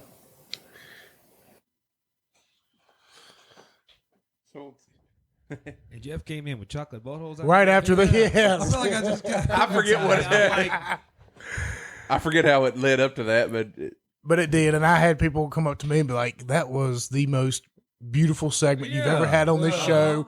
And then Bodine, right after it, starts talking about and just ruined it. But the thing was, damn it, Bodine. That was classic Bodine. Just listen to him. Yeah, listen to him talk. It's like straight from it. You can tell that come from his heart. That's what he really feels. And he actually has like when they cater. All you can think of is chocolate butthole. Yeah. Man, I really want a chocolate butthole after hearing that. Well, they cater like to kids that are deaf. Obviously, is what he's talking about. But they actually have like these vests that they put on the kids that's like Bluetooth to the band speaker somehow. And the kids put these vests on and they can feel the vibrations in those chests, especially designed. I've seen those, man. Yeah, and the kids. Clothing like that. I've seen stuff like that. So the kids can connect with the band's energy and stuff because they can't hear it. You ever seen like somebody doing sign language where they try to connect? You ever seen somebody there like doing all these big, things with their, it kind of gives the people that they can't hear too. They can, look at your face and you know. A lot of the social cues are things that we take for granted. We don't know it because we haven't lost. You remember I was senses. telling you about that jacket that they're coming out with, where you put it on, and your spouse or your friend or something puts one on, and while you're talking to them on the phone or something, you can like hug the jacket. I've heard about that, and you can, and they can feel it. It pushes down to like you're hugging them, like all the way across the world. It's really bizarre, but it's something similar to that where you're able to converts a digital something digital into something mechanical. What's more bizarre, that or people who actually have jobs to where they cuddle you? Like you go pay them like $50 an hour, and they'll come lay down. They'll come lay down and cuddle with you. That's all it is. It's nothing else, but they'll just come cuddle with you. I mean, that's, people are starving. People are starving for contact and emotional. It's just because you don't get it. You don't get it on the phone or iPhone. You can't get there from a computer screen. I've never even heard that, but they're just professional cuddlers. Yeah. That's definitely a thing. Bodine, you ought to get you one. Well, they say cats. I want to be one. I want to make the money. The old cat lady. They say raising cats is like 2 cats is equivalent to 1 child or something, and it's usually toward the women. That's an actual study. Oh, I don't doubt it. But that Tyler episode, it was phenomenal. It's probably one of the, like I said, and it just goes to show you the power of the microphone and the power that something as simple as this concept of a podcast can be. And y'all all remember a year and a half ago, I had all y'all up and I said, man, I'm going to start a podcast. I think this is the right time to jump on it. I said, I think there's an opportunity. There's nobody else around here doing it. And we've managed to snag some of the most interesting people in the entire Roanoke Valley who hadn't been snagged up yet. And we got a big head start on it. And we think about, a lot of the funny shows we've had, a lot of the goofing off we've had, to be able to tell a story like that, to be able to share it. It's just, our episodes are packed full of those kind of things. And we do have some funny stuff, and we like joking around because that's kind of our deal. We like roasting each other and having a good time. But the once in a blue moon you get to sit down and actually hear something like that, it really puts things into perspective and lets you know what kind of responsibility you actually have with this whole deal. And our responsibility to put, Thomas, you lived out in Hollywood and worked out there for 4 or 5 years. When he's talking about, all the energy is put into the show, not even just the band, but the people setting up for the lights and the cameras and the art and everything like that. There's a lot of gratification behind all that kind of stuff. Even just sitting in here, like you got everything hooked up right here. It's an art to everything. No, I relate to him when he say when you're there and the lights are hitting and the music and everybody's having a good time. It's just like, it's like time freezes. And 5 Points Music Sanctuary captures that really well. It's an old church that he converted to a music hall. It's really neat. It's classic downtown Roanoke too. It's a really neat place. And we've been there a handful of times. We went and my wife and I, before we had our son, went and saw the Jared Stout band over there and a couple other Fish cover bands. So the guy Tyler really likes jam band music. So you get some really good jammy bands in there. You're not going to have a bad time. You go in there. You got good acoustics and stuff. Fantastic acoustics. He was telling us about, he got a deal on this really good sound system, and the acoustics are great. They've set it up right. They get really good bands. You go in there. It's just a fun atmosphere. It's like going and getting that Radio City Music Hall feel just in a small church sanctuary, because he does it right with the lights and the shows and the energy like he was talking about. And even they've done a lot of outdoor concerts. So if you go... I'm sitting there looking. Yep, they had one here. It ain't been that long ago. I was driving Uber that night. Yep. Yeah, right down there. And Maybe that's where I know the name from. I've seen it in downtown. 5 Points is kind of off of downtown. So I think you leave. I think it's off of Elm. You leave Jefferson, like heading. You leave Jefferson heading down that way, and then you make a right. I can't remember Maple or something. It's right off of Maple runs right. It's like a triangle. It runs right up there. Well, no, it's 5 roads that come together. That's why they call it 5 Points. Yeah. Maple comes off. It's just one of the 5 points. Yeah. Oh, I know where it's at. Yeah, it's I dropped some people off there when it's I was right next to driving the bridge when you're coming up. Yeah, it sits right off the road. Yeah, it's like stairs. And they close that. They just close Maple down, and that's where they have the thing. That's where they have the thing. And I didn't realize that's what it was because I was picking up people and dropping. Because what happened was they were putting in Maple. I was on one end of Maple, and they were on the other. But if I went to the other end of Maple, they were on this end of Maple. Yeah. So that's how I know. Yeah, they'll shut down the whole streets and bring in vendors and stuff. It's a really good time. A couple months ago, they had a bit, and it was all weekend. It was all weekend. Oh yeah, they put on a lot of good shows. Up and it's like boom, it's right here. It's Friday, Saturday, and Sunday. It was like a whole deal. Yeah, so go give 5 Points Music Sanctuary a follow on Facebook and find some of the bands. You might not recognize some of them, but I promise you go over there, you're going to have a good time. The outdoor street venues, they bring over, food trucks. It was a big to-do. It was a lot of stuff going on. They had a lot of stuff over there. And Tyler is a super good dude with a lot of positive energy, so I fully support that place. I'll go spend my money over there any point in time. They're all very accommodating, and it's a good place. It's good family fun if they're doing the outdoor show. If they're doing an indoor show when it gets to be a little colder outside, you probably want to go with you. Outdoor show right there beside it. Yeah, they just block off the streets right in front of it, and it's phenomenal. So go back and check that out. And we've got so many. I'm sitting here looking at it, and a lot of these that I've cut out this week I want to get to. We're not going to get to all of them, which is good because we can have another highlight show here for a while. I saved some of them, and over time we do these kind of things. But we've got a couple more we want to share. We're going to get back into the funny side of things because that's kind of our gig here. So there's going to be kind of like the Jimmy Hens one, 2 quick ones right here before we get to our last couple ones. But y'all might recognize this one from our promo this week, and then we'll lead that one into the second part of the story that kind of involves some folks in this room. I think we got lucky. Yeah, we got lucky. Dang, but like I said, Johnny was so mad. He was so mad. Do y'all remember, y'all bastards, when I just got my Mustang? And I've got a couple stories about football. And one of them on rocks. I just got the Mustang, and they went outside and it lifted up my Mustang. I don't know how many of them it took, and they stuck. I wasn't involved in this. You weren't involved. I wasn't. And they had a bunch of big riffraff rocks laid up on the bank there at Central Gym, and they stuck them up under the differential in my car. And you couldn't tell it because they did it absolutely perfect. It was the tires were just barely not touching the ground. And I got in there, I put that thing in reverse, and like, damn, what's going on here, man? I don't even remember how I got it off of them. Now that I think back, I don't remember that ordeal. But we used to mess with so many. I can't even remember all the things we used to do to people. I felt so bad some of the times. I can't even talk about them right now. But Thomas Meeks. It was on each other though. Yeah, well, Thomas Meeks going back. The first time I had a Jeep, he put a dead raccoon.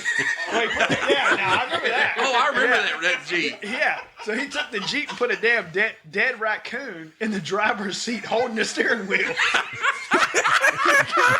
Baseball practice, I come out, open the door, and jump back because there's a damn raccoon holding my steering wheel, and it was dead.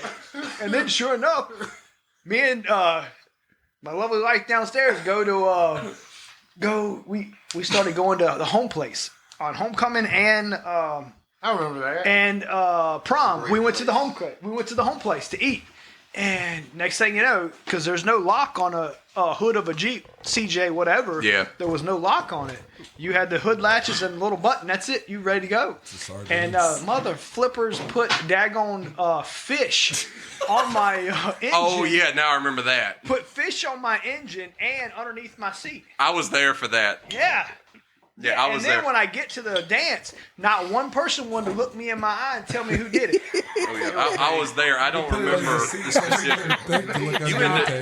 You ended up wrecking that thing. You flipped it down into the river.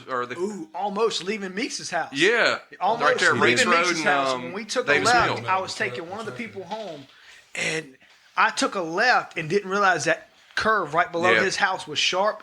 And when I hit it, and that front seat, I don't know who was in the passenger seat, but it smashed them up against the dash. And I couldn't let off the brake to get it in four-wheel drive to pop the clutch to put it in reverse. And I had to wait for somebody to hook up to the back end before I could even let my foot off the brake, or I was going to go straight down. And who was it? I want to say it was, holy cow, I want to say it was Jessica Cunniff's mom. Wanda. I want to say it was Jessica Cunniff's mom that showed up. 100%. And pulled the Jeep out. Wow. I think it's who it was. He was up against a tree, like a small tree. Yeah. So I remember holding his back brakes. I remember going back and looking at the tire marks and where it led right down into it. But you got to tell us this story, the other side of the story with the dead raccoon. Though. I need the Thomas Meeks version. Where did you get it, actually? I don't think it was me. I think Jason Hall actually got the raccoon. And he was like, put it in Cujo's Jeep, put it in Cujo's Jeep. I was like, all right. So he opened the door, and he had it sitting in there. I was like, no, let's put it up on like he's driving right here. So we had it. I remember his head kept tilting back. So we would tilt his head up. And we got it, and we barely shut the door, so we didn't want the raccoon to fall.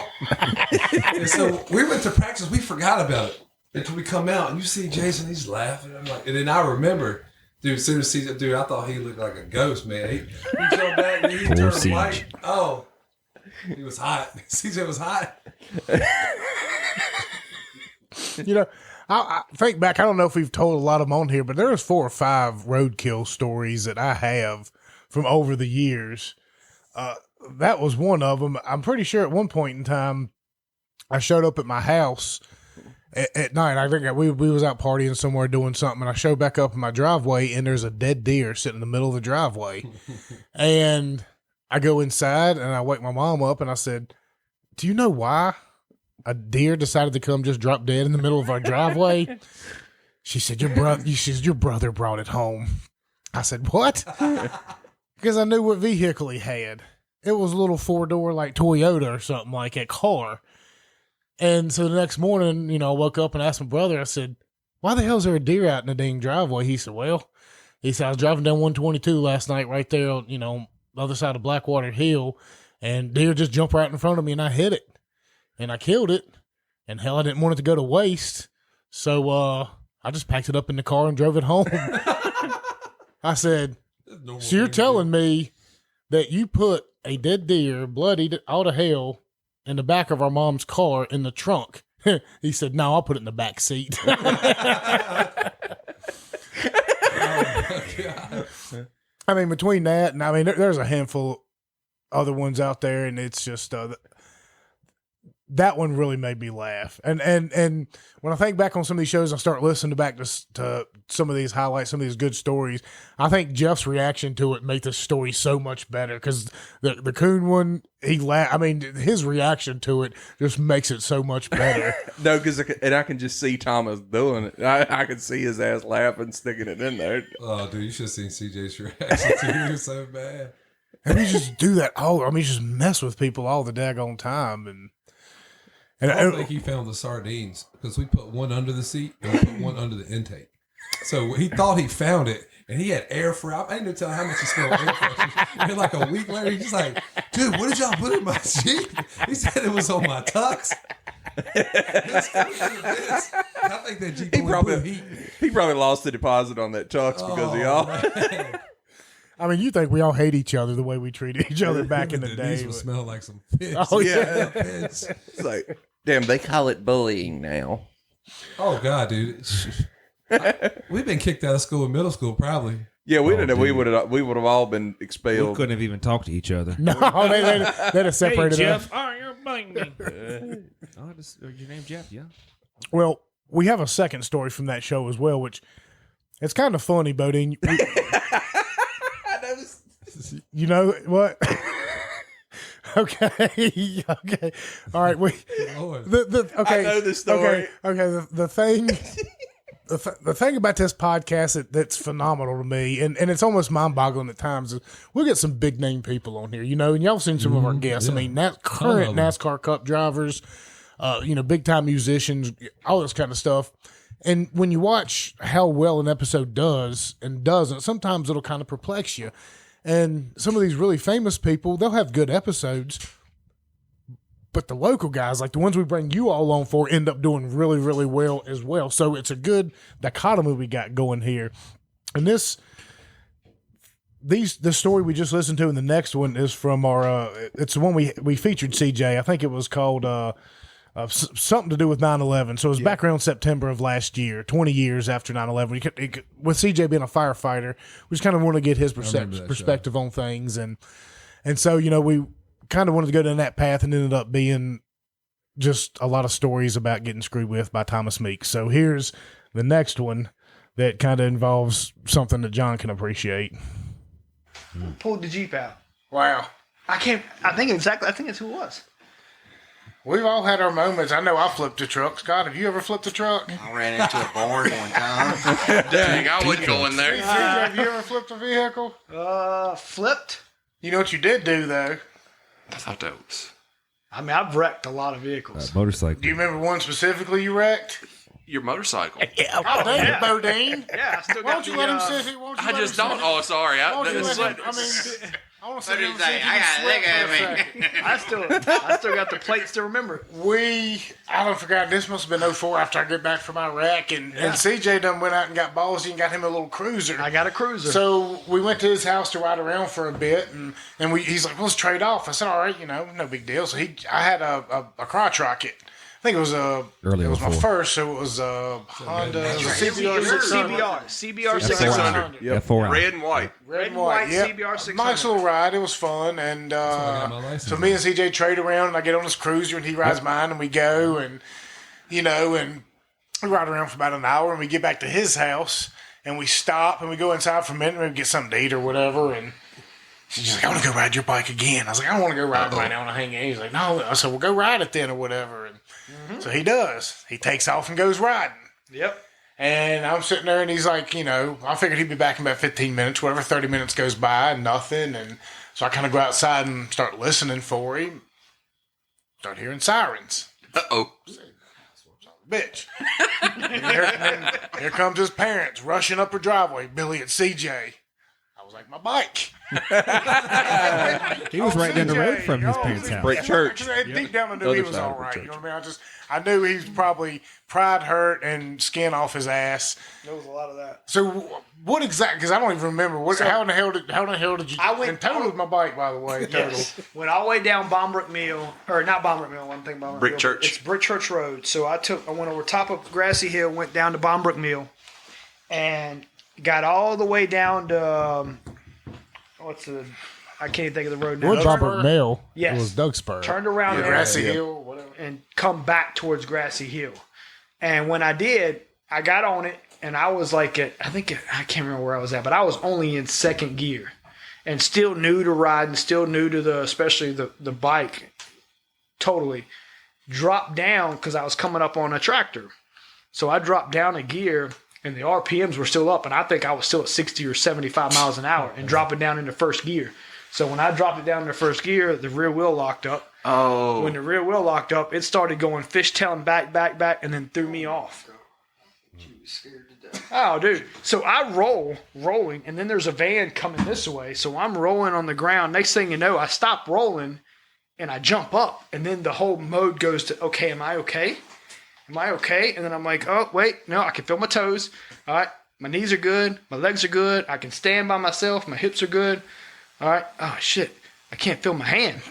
And look down, sure enough, both bones are sticking up. Oh, I didn't know that. Yeah. Didn't remember that anyways. So, I remember us showing up at the hospital. Yeah. Oh, dude. Screaming in pain. Yeah, so Because road rash, I'm going to tell you, if you wear your dang jackets. Oh, boys. hands down. Yeah, if you're going to ride, make sure you strap up because it hurts. So then, and it was funny because, new to the fire department, I got hired in 2003. The wreck happened in 04, which just goes to show you how stupid, amazing Billy's freaking memory is. Yeah. In 04, so I'm new to the department, and sure enough, the guy that I took place of at Station 9 was riding on one of the medic trucks in Franklin County. It's his part-time gig, and he shows up, and he goes, well, shit, Cap, it's one of ours. And so the whole time, we're like, me being new to the department, I'm like, Dad, man, damn. So then one of the conversations we had actually at the department was, hey, what's your biggest fear? I was like, man, being a trauma alert, and like you go to the hospital and you meet all these people there and you become friends with them, and they know you on a personal level, but they don't know you at that level because, I'm bringing in people who have gunshot wounds and they're going into the trauma bay and they're getting cath. And you're talking about grown men screaming at the peak top of their lungs because a catheter is going through their urethra. So you're like, the whole time I'm thinking, all right, one of the biggest fears of mine was going to the emergency room, being a trauma alert, because what they're going to do, they're going to take all my clothes off. So first off, do I have clean underwear on? And second off, did I poop myself when I wrecked? That's at least piss yourself. Yeah, at least pee a little bit. And then the whole time I'm going, I can control my bladder. I can control my bladder. And then I get in the back of the ambulance. My hand's getting lifted up, and he's strapping it up just to keep the pain from going away. So he's starting an IV and giving me morphine. And he goes, well, I got good news and I got bad news. Good news is they're going to see you right away. Bad news is you're a trauma alert. I was like, bro, I can control my pee. Please don't stick a catheter in me.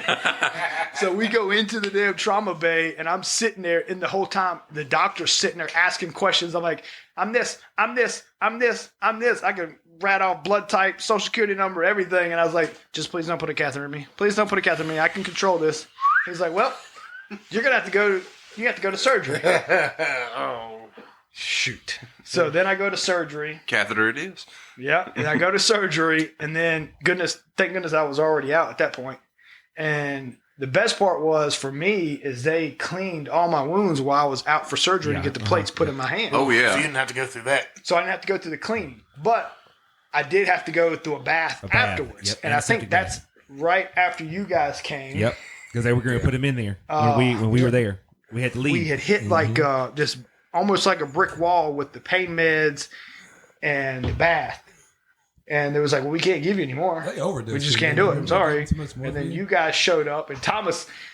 I remember the best. I remember the best quote ever is I'm sitting there shaking because the pain is so bad. I'm shaking in my bed, and Thomas comes over and looks at me and goes, "At least you ain't dead, motherfucker." And I could hear everybody in the background go, "Thomas, not right now. Yeah, Thomas, not now." You need to pick me up. It's like, you still here with us. It looked like you need to pick me up. Oh, this hurts. Oh, this hurts. And that's what he did. He said, "At least you ain't dead, mother." And then I hear somebody. I remember that. Yeah, I remember somebody in the background. I remember everybody just looked at me. True. I was like, I think that was me. I was like, me. Come on, man. He would still say that to this day. I mean, Yeah, he would. Thomas would say that today. Oh, pick me up for CJ. Yeah. That's exactly what I remember Thomas. when we were standing there, we were like, where the hell is CJ at? Like, he's been gone for it's like 20, 30 minutes. He should have been back. And we went, yeah. It's me, you. Oh, it's me, you. I think it was just me and him. I don't think you were there you might have met up with us and went to the hospital. No, I was over there when we rode up on the bike and saw the ambulances. Okay. That's what I thought we started from my house. You might have rolled up on it by accident, but it was just me and CJ riding that day, I thought, because I went back to his house and it was just me by myself. No. It was a bunch of us because we were standing out there talking, and because CJ left on your bike, and we were just standing talking like, where is he at? Like, why isn't he back yet? And I want to say you jumped on his bike. I was on mine. It was 2 or 3 of us, and when we come over the hill at Brick Church, we saw the ambulances. No, we saw the ambulance. We were like, that can't be CJ. That wasn't me. I swear to it, it was only just me and him there that day because we were just hanging out at his house. Maybe I never went and saw the ambulances because I was there by myself and Johnny and them showed up and they maybe we was talking to you on the phone. Could have been. You know what? That's what it was. It was me because we were going to meet y'all. I don't know what was happening, but we remember because we were waiting on CJ to come back with your bike. And then it was me. We rolled up. I don't know if David had a license at that time. Maybe pretty David sure had a bike. It was about 3 or 4 of us rolled up and saw the ambulances because we all went to the hospital on our bikes, and then we got everybody's like, "Oh, I bet y'all will stop riding your bikes now." Murder sickles is what they were calling them.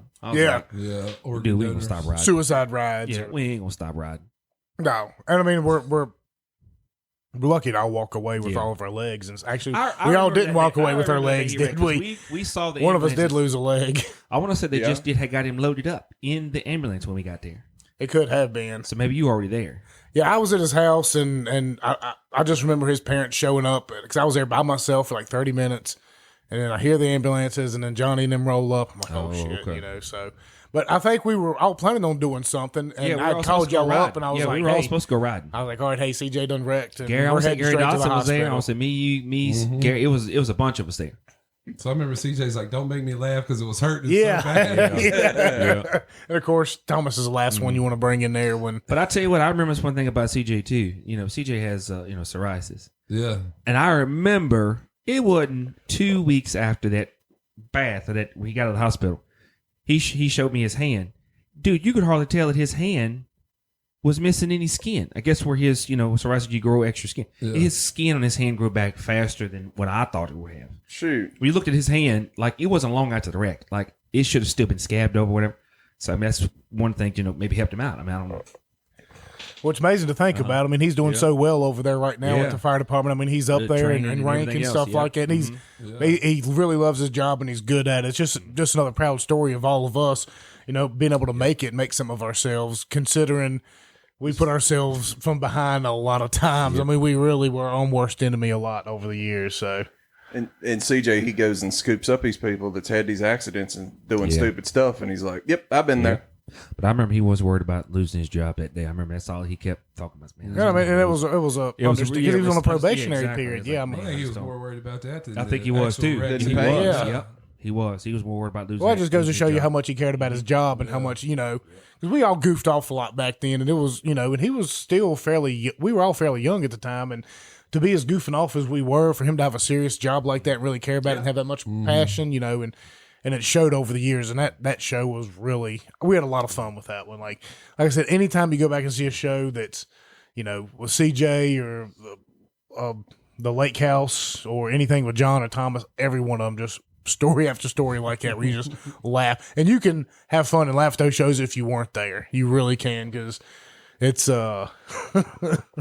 it's so vivid, and the way we all describe it, you can just kind of see it all going on. Oh, I remember that. I remember that like it was yesterday. That's what it was, Billy. We were at my house, and we were on the phone with you, and you said, "I'm waiting for CJ to get back." And we said, "Well, we'll just ride over to CJ's house, and when he gets back, we'll already be there, and then we can go where we're going to go." That's what happened. I forget who I was with us that day. So Billy had to ride CJ's cruiser. Well, over there. what happened was when we come over Brick Church, we saw the ambulance because from my dad's house, that's the way you'd go. We Yeah. went right. We had to go right by where he had wrecked. He was almost home. Yeah, he wasn't He was far. almost. Yeah, he was on. Take it back. He was on the other side of Brick Church, on the other side of Grassy Hill. Yeah, where I think it turns into Dugwell. Dugwell. Yeah, that's right there where me and Thomas went to borrow that porta john that time. Ready to make that right. Yeah, it really wasn't very far away. Yeah, Yeah. me And and I think I might have rode with his family over to the hospital because they pulled up and I just jumped in the car Yeah, with I them. think you did. And y'all met us over there, and I don't even know how I got back. I don't remember how I got over either or who I met up with. Do you remember that story when we took the porta john?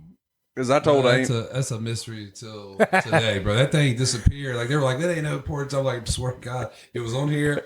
Boom, boom, disappeared. I was like, oh shit. We went back to get it, and couldn't find it. It was gone. It should have been literally in the road or off the road. So what was weird was what did Amos say about this story? Because they were the ones building the church that day when you. And they got to the job site and they, where in the hell is our porta john at? Because the German Baptist church, them all boys get together and they do it quick. I mean, that church is going up in a couple of days. It was like 3 or 4 days. Yeah, so I mean, when you got 20 or 30 guys out there, you're gonna need a functioning porta john. So when they got out there and they realized it wasn't there, they said, "The hell," I mean? They didn't realize that night though that they came to that party at John's house. Amos showed up at that party, and that's where you and him met. And the porta john from that church was supposed to be there. Yeah, I think it's our going away to basic training shindig we had at John's house. That was a phenomenal party. And I think, when we were down at the lake house, we got to watch some video of that party, and it was wild. It was raging. It's wild looking back. I actually talked to a guy not too long ago. We need to get all of those videos digitized and make a little highlight film of that as well, because I got a bunch in there too that we can go up. But I got some that I can't even watch right now because I don't have a player. I'm curious what's on those tapes. Well, I got one. I got a VCR right in there. You need to bring them over here one day. It's the little. I've got the mini VHS. I got the adapter.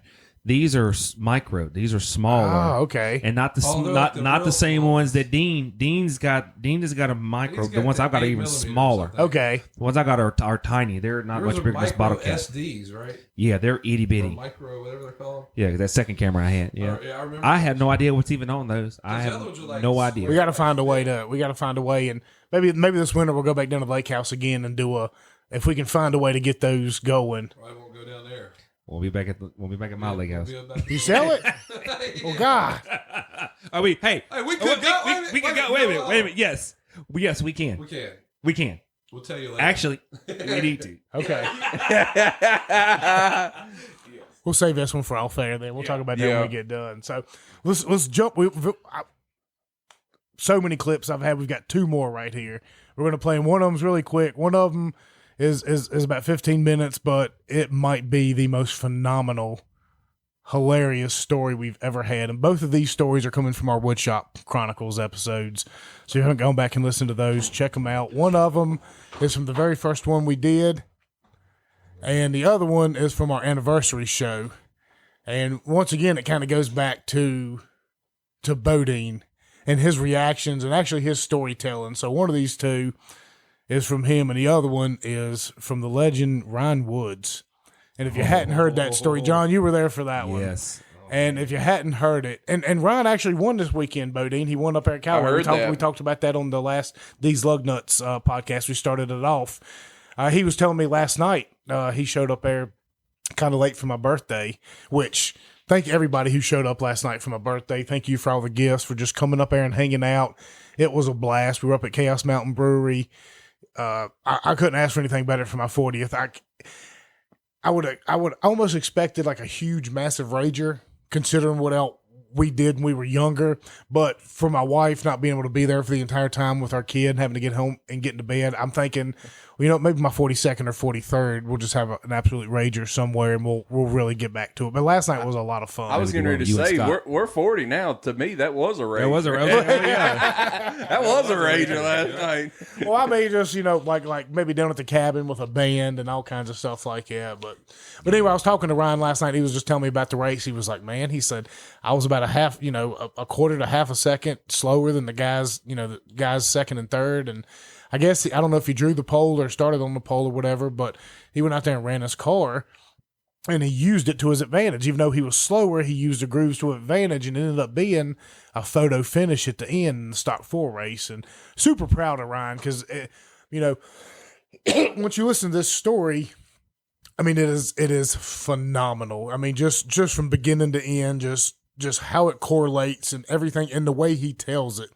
And, Ryan has had a lot of his issues himself, and he's super proud of overcoming those issues. And I'm super proud of him for overcoming them because he's come an awful long way. And hopefully here soon we can sit him down and actually talk about some of those struggles, because we all know about them, drugs, alcohol, depression. A lot of people have these. I'm not going to specify what his are, but he'll be able to tell you those. And just a phenomenal story in itself. So we've got this one and one more. And the very last one I kind of wanted to open the show with, but I'm going to finish the show with, because it might have been the best. It's close, but we'll listen to the Ryan Wood ones here real quick before we get to the last one. And this is off the Appalachian podcasts, the Woodshop Chronicles Part 2. I think it's named In Memory of Alan Arrant. That's the one we did. John, you were here for this one, right? Yeah. I was there for that. Thomas, do you remember this one? I remember that one. We'll go ahead and play it for everybody else and just get one good laugh, because this was one of the best ones. So I'm sliding around on social media today, and I come across this post. It's got like thousands and thousands. It's essentially a big viral thing. This is crazy. And it's like big dude moments or something. And it's got this caption, and it says, I stole my sister's Nissan Altima and took it to a racetrack, 50 laps, 40 cars, and won $2,000. And the car's half destroyed on the left front. And I see this, and I kind of look in, and I'm like, wait a minute. That's Franklin County Speedway. And then I look in a little bit closer, and I'm like, well, damn, that looks like Ryan that hangs out up in Amos's all the time at the pool. So then I look up Ryan, on other social media pages, and holy shit, that's the dude that hangs out with Amos. So I want to know the story. You went viral in your sister's Ultima, and you won a race. Yeah, Minus the Nissan. What's it called, buddy? What's the name of that site? Dudes posting their dubs. Dudes posting their dubs with what? Nissan. What did you? What was the car? I can't even. Yes. He has a totally different way he's. Oh, A Nissan. Nissan. Okay. Oh, Anyway. it's in the pronunciation, not the enunciation, you fucking heathens. Simon. All right, Ryan, continue with the story. Beep. So, yeah, I want to know. This isn't Callaway, right? You raced at Callaway. I'll be honest, all right? But I'm starting at the end of the beginning. There we go. The end of the beginning. We're going to tell the story backwards. All right, so, well, every story's backwards. All right, so I work at a garage, and this car, it's Nissan Altima, came in on the hook. It just went through a whole police chase. Uh-oh. All right, so this car has sat right there at the garage I work at. It's my sister's car, yes it is. It's an even longer story than that. I bet it is. I don't even want to... Well, I'll just... Do you want me to elaborate? Because I could. Because it's...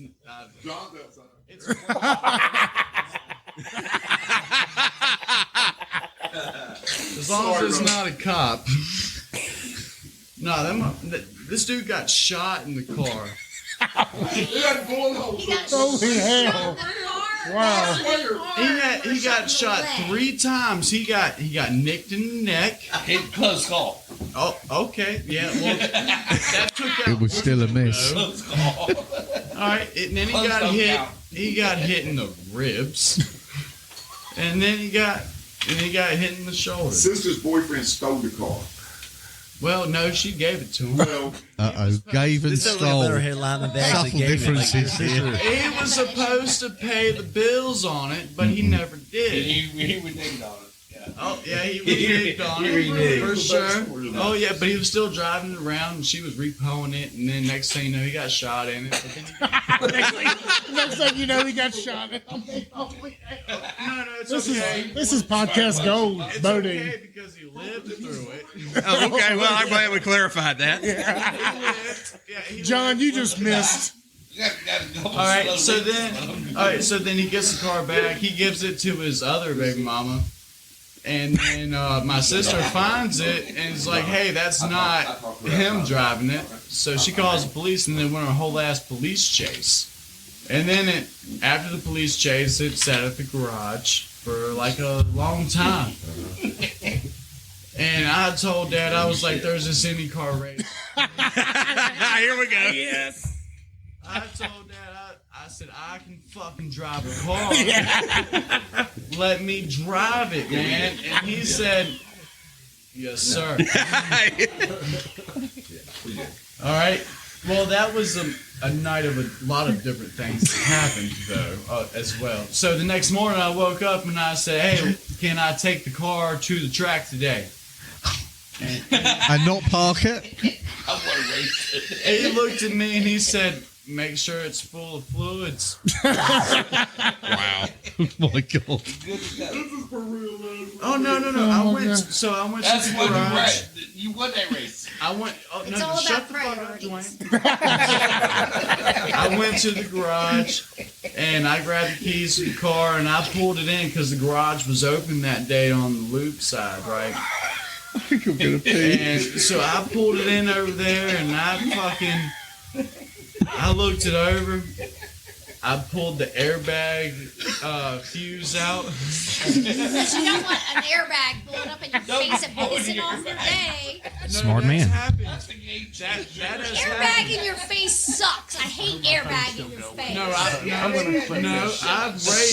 I've raced in those races and the airbags have went off. It is horrible. And it sucks to have You airbag can't in your see face. nothing.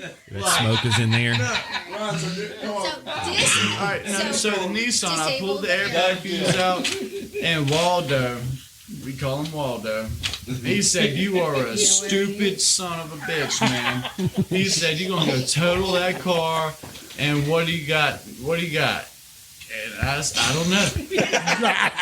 I said, I'm going though, and that's what I'm going to do. And then I rotated the tires.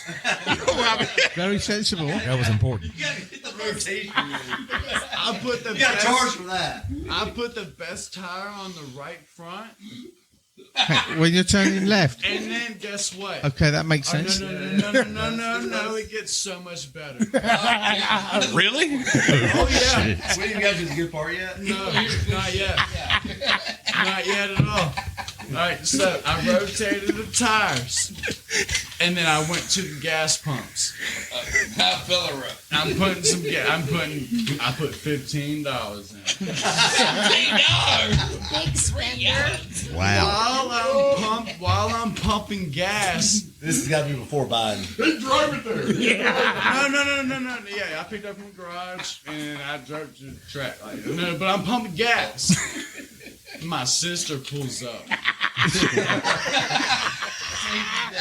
My sister pulls. She said, "What the fuck are you doing with my car?" I want to ship that. I'm quick on my feet. All right, don't worry. I'm quick. I said, Dad's tired of it being at the garage. I'm taking it home. That was a total lie.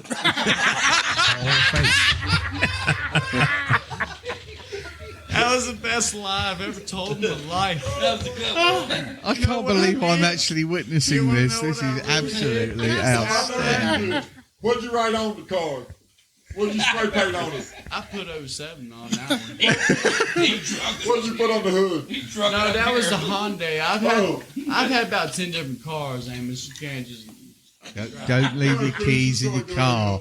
Is a moral to this story already. I told Chris I pumped gas and she was like, what the fuck you doing? I said, I'm taking it to Mom and Dad's. Dad's tired of being at the garage because Dad owns the garage and working there. And it's been sitting there for a long time because that police chase.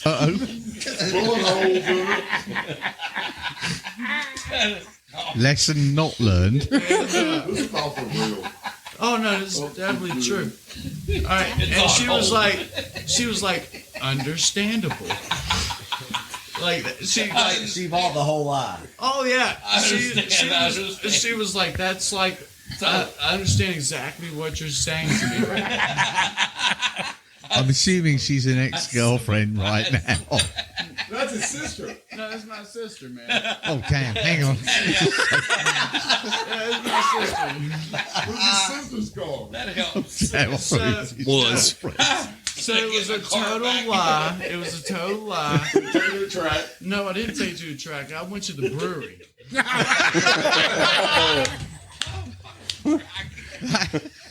That may have been your downfall. Hold on. Which brewery? Which brewery? Oh yeah. I got the inside scoop, man. Like Chaos better sponsor us after this story and after this podcast is all I can say. So how many times do we have to say chaos before that might happen? I don't know, but fucking So Rick it's burnt instant my marketing. mozzarella stick. I was like, I got a beer. I was supposed to get one beer and some mozzarella sticks. Oh, Rick wrapped it up. Oh yeah, Rick, he burnt my mozzarella sticks 3 times, telling me, like, we were talking, he was like, man, you're fucking crazy doing this shit. And I'm drinking my beer. The next thing you know, man, it's smoking like a And then he was the one who burnt your mozzarella sticks. Oh, Damn him. He did 3 times. If 3 times is a charm, that damn him. He No, burnt the your 4th mozzarella was the sticks. charm, because that's when I got him. We can't be having the mozzarella sticks. You done got off on the We ain't even got to the racetrack. We've all lost 5 pounds laughing. I'm on the way to the racetrack, man. But he broke my gut. He did it. And he owns it up. But then I went to the racetrack and I pulled up, and there's Langley's wife, and I was like, hey. Hey. I can race this in the $2,000 race, right? She was like, you don't want to. And I was like, no, I really want to. Because it was a nice car. It Are was. the plates still on the car? Oh, yeah. Oh yeah, they're in the picture, Billy. The picture has the plates on it. That was almost a rhetorical question, but okay, I knew I'm the sorry. answer. I'd already seen the photos. Okay, I'm sorry. Hey, the plates are still on the car. I was driving around like That was the essence of rhetorical, but that was brilliant. Yeah. No, when I was pulling it into the pits, what's his name? It's Muffin's brother, John. He used to do the flags. That was Muffin. But Dennis, his name is Dennis. And Yeah. He said the tag's still on the car when I was pulling in for the race. But the tags were dead as fuck. Like, no. There was no insurance. There was no insurance on the car. Nothing at all. That car was paid off and put to the side. So you raced the car? Yeah, I raced that car. Yes, sir. At least I had to be fast as hell. All right, hey. My sister got to the track and she seen me in the infield. In her car. All right, so I'm sitting in the infield, right, and this is before the In your national sister's car. anthem and everything. They just got done practice. Yeah. They about to start. I hear Ryan, and I look at my teammate Patrick, and I said, oh shit. I said she was not supposed to be here tonight. I want my car back. She showed up and Ryan had the car in the infield. I'm sitting in the back where the back glass is supposed to be. Supposed to be. Because it was shot out in this high-speed I'm chase. standing right there where the rear speakers are underneath the back glass. There's no back glass, but I'm standing on the rear speakers and on the roof and everything. And there's a 07 spray painted on the side. Okay, so why 07? Because I used to race when I was 14 years old. I bought a car. That's your number. And I went racing. Okay, so that's just your number. I figured it was Jack Daniels. I didn't know if maybe it was a Jack Daniels thing or something. Okay, there we go. Ever since I was a kid. So you're out there in this Ultima in an IndyCar race, 50 laps, 40 cars.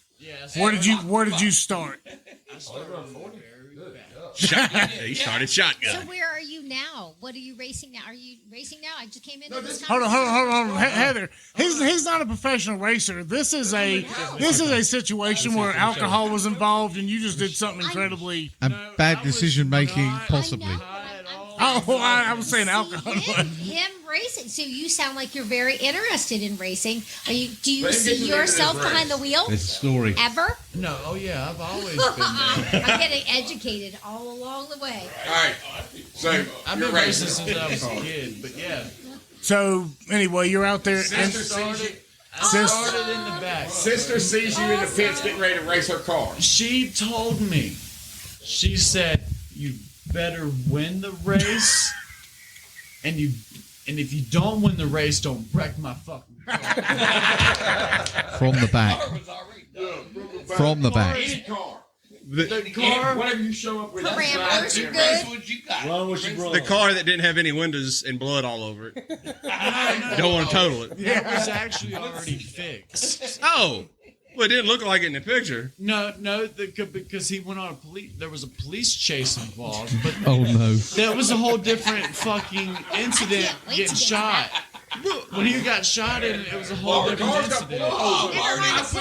So why is the front bumper tore all to hell in the headlight night? Was that from the race? You had to take the headlights out, and that front bumper was already fucked up. Oh, okay. All right. We're good now. Hold on, so you made it 50 laps with a clean car and won the daggone race. Yeah. Absolutely. He on an IndyCar race. He didn't even know he won. The only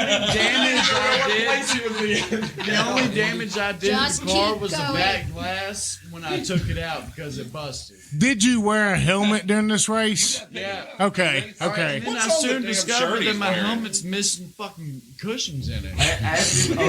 What was your net in your window made out of? Duct tape. Is there a girl in a bikini on your shirt that you won and it? That's Janis Joplin. Oh, okay. I know.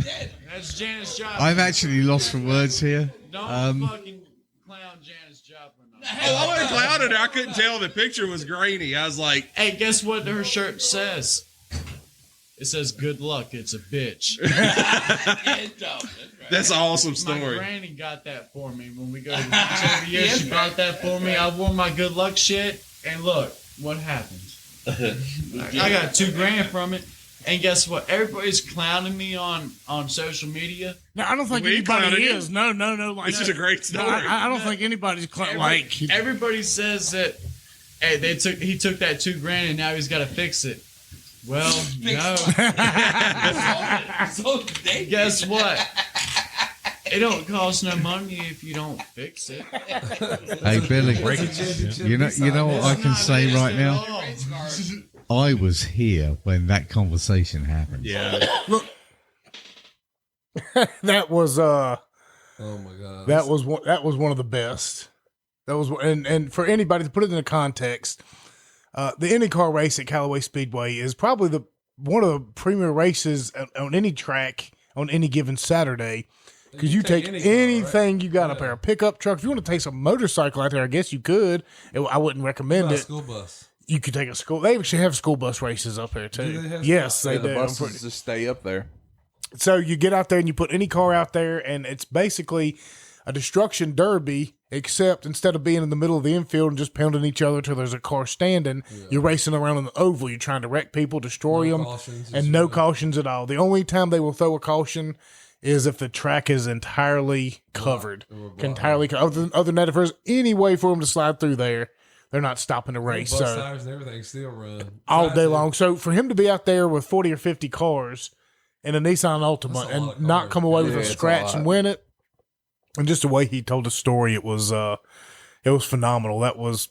Yeah, winning definitely makes that story even better. It's like, yeah. Oh, 100% better. Even if he hadn't won, but winning just. And like I said, we thought at the time, it was just a drunken escapade where we went out there and won the race, but he actually does have a passion to race, and he's in the Stock 4 Series this year. And this past weekend, like we said, he went out there and he won a big race, and it was something that was covered quite a bit, through Short Track Report and a bunch of those guys talking about how crazy it was. Yeah, so hopefully next season we get up here a little bit more and catch more of those races. I know this year, Bodine, we only got to make it up there for the Cars Tour and the Smart Mods, but that's with a kid here, it's tough to make it up there on random Saturday nights, and with a lot of the other things we got going on with race everywhere now. Yeah, I mean we're going to to see the Smart Tour everywhere, the Cars Tour. It's we got to try to mix it up a little bit, so it's difficult to make it out there. But that was a great one, and hopefully here soon enough we can get Ryan back on there. And our last highlight here, I don't know if anybody's going to pick up on this one or if you've heard it. John, John was at our anniversary special show, correct? With Joel and all them boys. Thomas, did you ever listen to that show? Oh, no, maybe. Well, if you hadn't, this, in my opinion, might be the funniest story we have ever had on this podcast. Does anybody know what we're getting ready to listen to? Just a guess. Play it. Let's hear it. I will tell you that Bodine told the story of all things. Of all the guests we've had, it's a Bodine story. So we'll this is the last highlight we'll do. And once again, there's so many of them I cut out for this week. We're not going to get to all of them. We'll get to some later. Yeah. I mean, there's some good stories from Chris Williams we didn't get to, from Satch, talking about him going down to Bowman Gray and him and Ralph Brinkley and the announcer coming out of the booth just to try and wreck Satch and keep him from winning. I mean, there's a lot of good ones out there, and we'll get to them later. But time is of the essence, and, this is the one I really wanted to get to. This might be my favorite one. So once you start hearing it, Jeff, you'll know exactly what I know which one it is. Do you really? Yeah. Okay. You got me thinking, though, because you said great stories and stuff, and me and Dean heard a great story today. We had to go to a funeral today. Not to make things sad, Butch Moran passed away. He was a tour bus driver. A lot of people should know Butch Moran. That's who's the funeral y'all went to? I didn't know. He's a good dude. Yeah. Oh, Butch wow. was always, yes. Butch Moran passed away. He drove us on, used to drive us on the band trips all the time. Yep, Butch he was the did. lead bus driver. Mm-hmm. And so H.L. Nolan told a story today. And it was a hell of a story. And we kind of heard a little tidbits of it before. Because Butch was always crazy. He was always into, some crazy would happen to him. But, Butch did sports trips with H.L. And they went up to Baltimore 20 years ago. 20, 25 years ago, wouldn't it, Dean? Something like that. And HL organized a trip. Butch drove. And they went up in the middle of the summer, and they said it was one of the hottest weekends on record. It was over 100 degrees both nights for the games. And before they go on the trips, you know, HL and Butch tell them, like, listen, there's a bathroom back there, but don't use that bathroom unless you absolutely have to. If we're coming close to a stop, you need to just, hold off.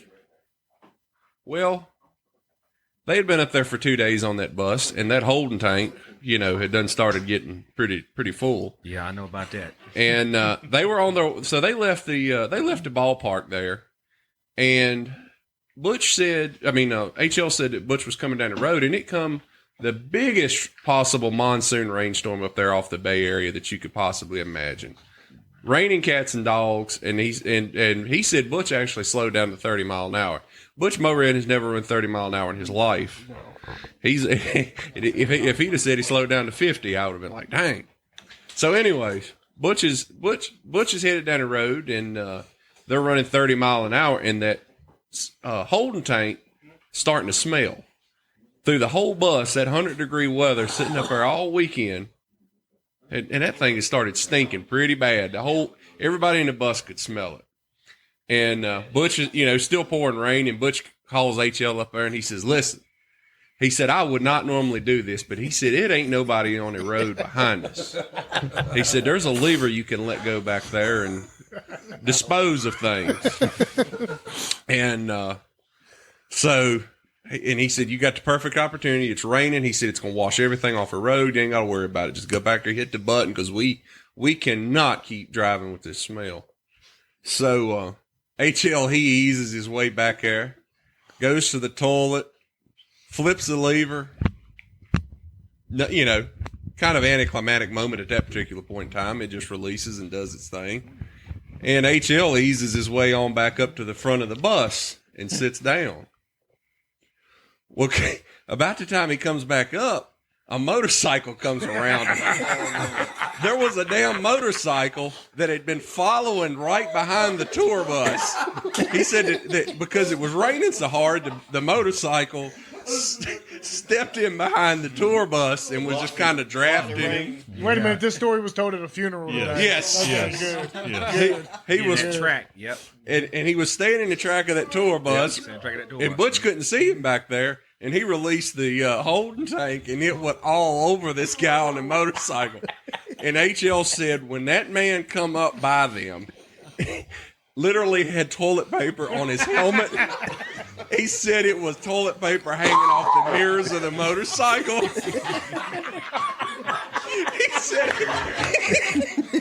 He said the guy was flipping him off and just giving him all kinds of hand signals.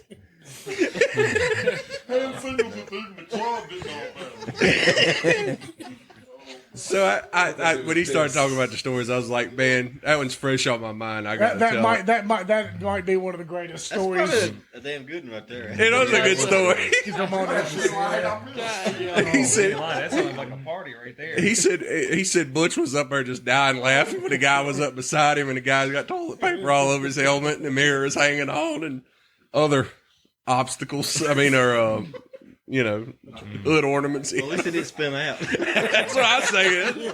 You know what I asked HL after the funeral? I said, so how'd the bus smell afterwards? I want to make sure it at least got the smell out of the bus. And he said, actually, it did pretty good. It aired on out. Oh, my. that one was up there. I don't and a lot of people probably from this town knew Butch because he would drive all the tour buses and stuff. And I bet you can't find a guy that was on a motorcycle. God almighty. I'm pretty I guarantee he doesn't forget that moment. I guarantee he hadn't forgot that. Oh, for the rest of his life, he's probably telling that story. You know, Dave Matthews Band did that one time. They were their tour bus was going over one of those bridges, in the cities where it's not, around here you go across the bridge, it's concrete, or in the cities, it's like grates or whatever. It's like, it's going down. So it's all open. And I guess Dave Matthews Band went across a bridge one time and decided to do the same thing. And when they did it, there was like a nice yacht kind of party boat going on right below. It might've been a wedding, I think, and dropped all the shit from that bus right on top of the wedding party or something like that. So things like that do happen from time to time.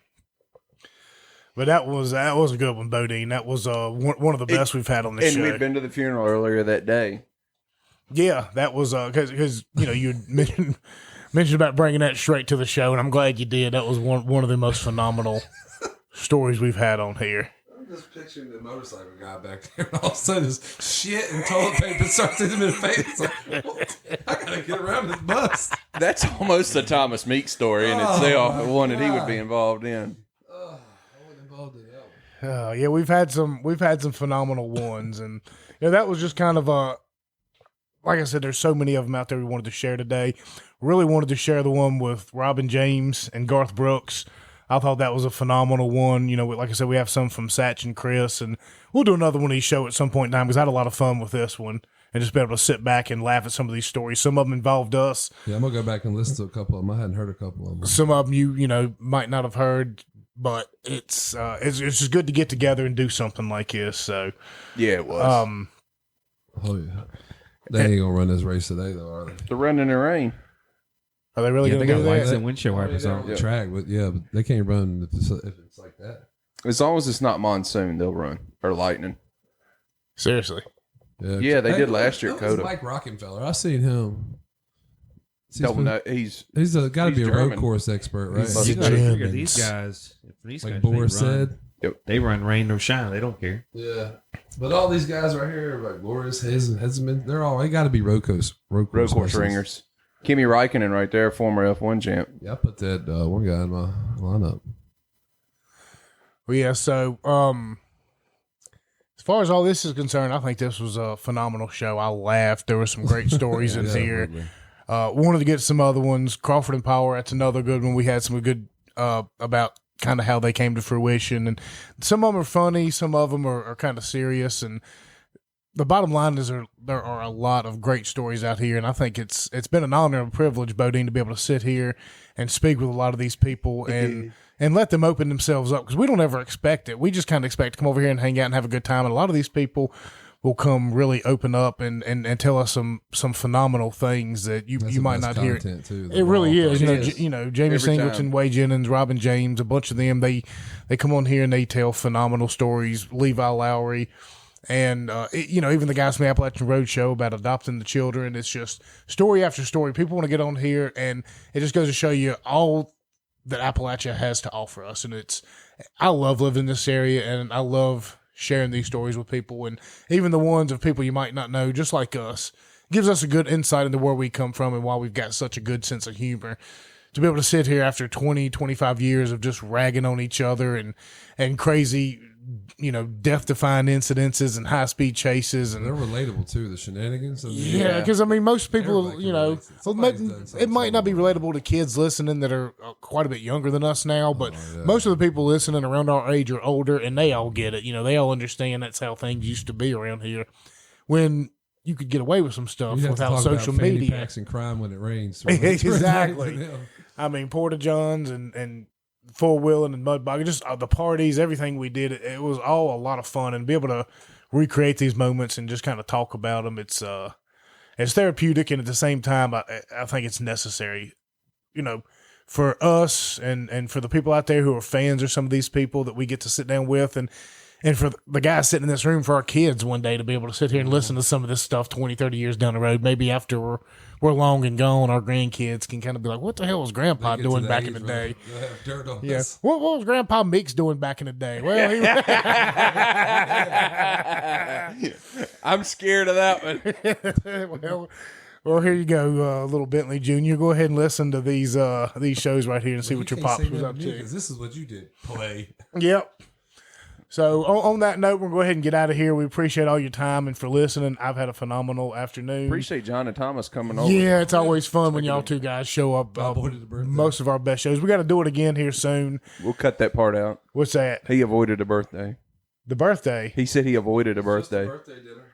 Oh, yeah. Well, he has 17 of them a year. We have a running joke that every time we invite Thomas to do something, he's got a birthday dinner to It's go always to. the same birthday, too. It's Deborah's birthday every time. We're like, dang, didn't Deborah have a birthday last month? No, it's not always Deborah's birthday. Yeah, I told her. I said, "Yeah, I guess they think you have 20 birthdays."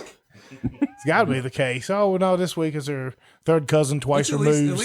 At least one per month. Well, that's how we get to this point in time when we get a little bit older. There's always family and friends, and our families grow and expand. You got to get there and make those moments, and that's what makes these moments even better. So, I don't really know what we got coming up in the future for you. We've got a ton of fantastic people we've contacted, and we've got to come on here. Some of them you're going to know from TV shows. Some of them, you may or may not know from local stories. But I've had a ball up to this point in time, and the last couple of weeks have showed that we really have a great bit of responsibility and potential between us. And hopefully moving forward, we'll continue to bring you these phenomenal shows. If you liked any of these stories, go back and listen to all of them. We referenced them in this show, and even the ones we might not have referenced, go back. Every single show we've done has a good story. And as far as that's concerned, other than that, just find us on Facebook, Instagram, Twitter at the Appalachian Podcast or at Get On Tap. We also have a Patreon page where you can get all of our episodes early before they're released anywhere else. It's just $3 little measly dollars a month, and it really supports what we're doing here. You get to hear stuff before it comes out anywhere else, and soon we're going to start bringing some more subscriber content. I think my little boy is finally getting to the point now where he's giving us a little bit of a break. So maybe once a week we can all just get on Zoom or something and throw a little bit 15 or 20 minutes in here or there and, just kind of talk about what's going on in the world. So give us a follow on all those places and check us out. And gentlemen, y'all got anything else left? No. I'm out. Appreciate it. No, thank y'all so much. We'll catch y'all on the flip side. 6 deep in the house. Yeah. 6 deep. 6 deep. Take them boys out the county, but out the county, out them boys. If them boys out the county, then you know they making noise. Take them boys out the county, but out the county, out them boys. If them boys out the county, then you know they making noise. Yeah. Goes a little something like this. Doe Run, Callaway, Works Fair, Suntag, Boone's Mill, Glade Hill, Burnt Chimney, Centersville, Westlake, Redwood, True Vine, Pinhook, Snow Creek, Rocky Mount. That's what I'm talking about. The boys out the county, then you better watch out. Cause them boys from the county will knock you out. Yeah. Boys from the county, them boys from the county, them boys from the county will knock you out. County boys, tough as hell, love to play, rough as hell. Every weekend they got their yards full of stuff to sell. Got a Sheetz, got a Kroger, got a Walmart, got a movie theater, arcade, bowling alleys, good start. Something them boys got that you ain't got, man. Them boys got a hot dog stand. Take the boys out the county, and out the county, out them boys. If them boys out the county, then you know they making noise. Take the boys out the county, and out the county, out them boys. If them boys out the county, then you know they making noise. Making noise. Franklin County in the house tonight. Franklin County in the house tonight. 6 deep in the house.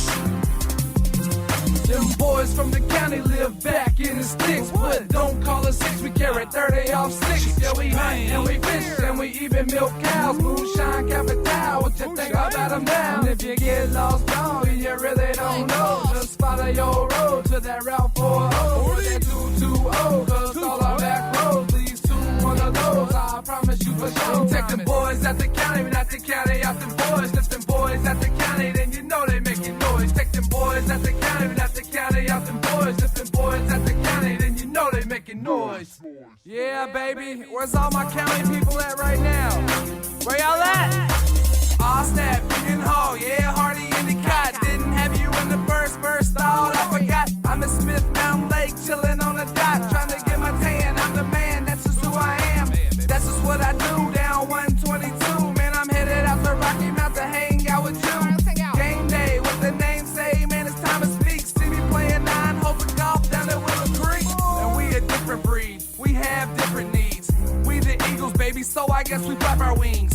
BK Spring, you all know what I mean. Land with the lakes, and we in between. Big bald knob, corn on the cob. Yeah, we bale hay, what more is there to say? Pig River Ramble, Cable 12 is the channel. That's where you can find these animals. Coming down the river, it got hotter. Guess I'll take my shirt off and jump in the water. Franklin County, Virginia, baby. Yeah, baby. Yeah, you call us rednecks, call us what you want. One thing you won't call us is scared. You diggin'? Take the boys out the county, but not the county out them boys. If them boys out the county, then you know they making noise. Take them boys out the county, but not the county out them boys. If them boys out the county, then you know they making noise.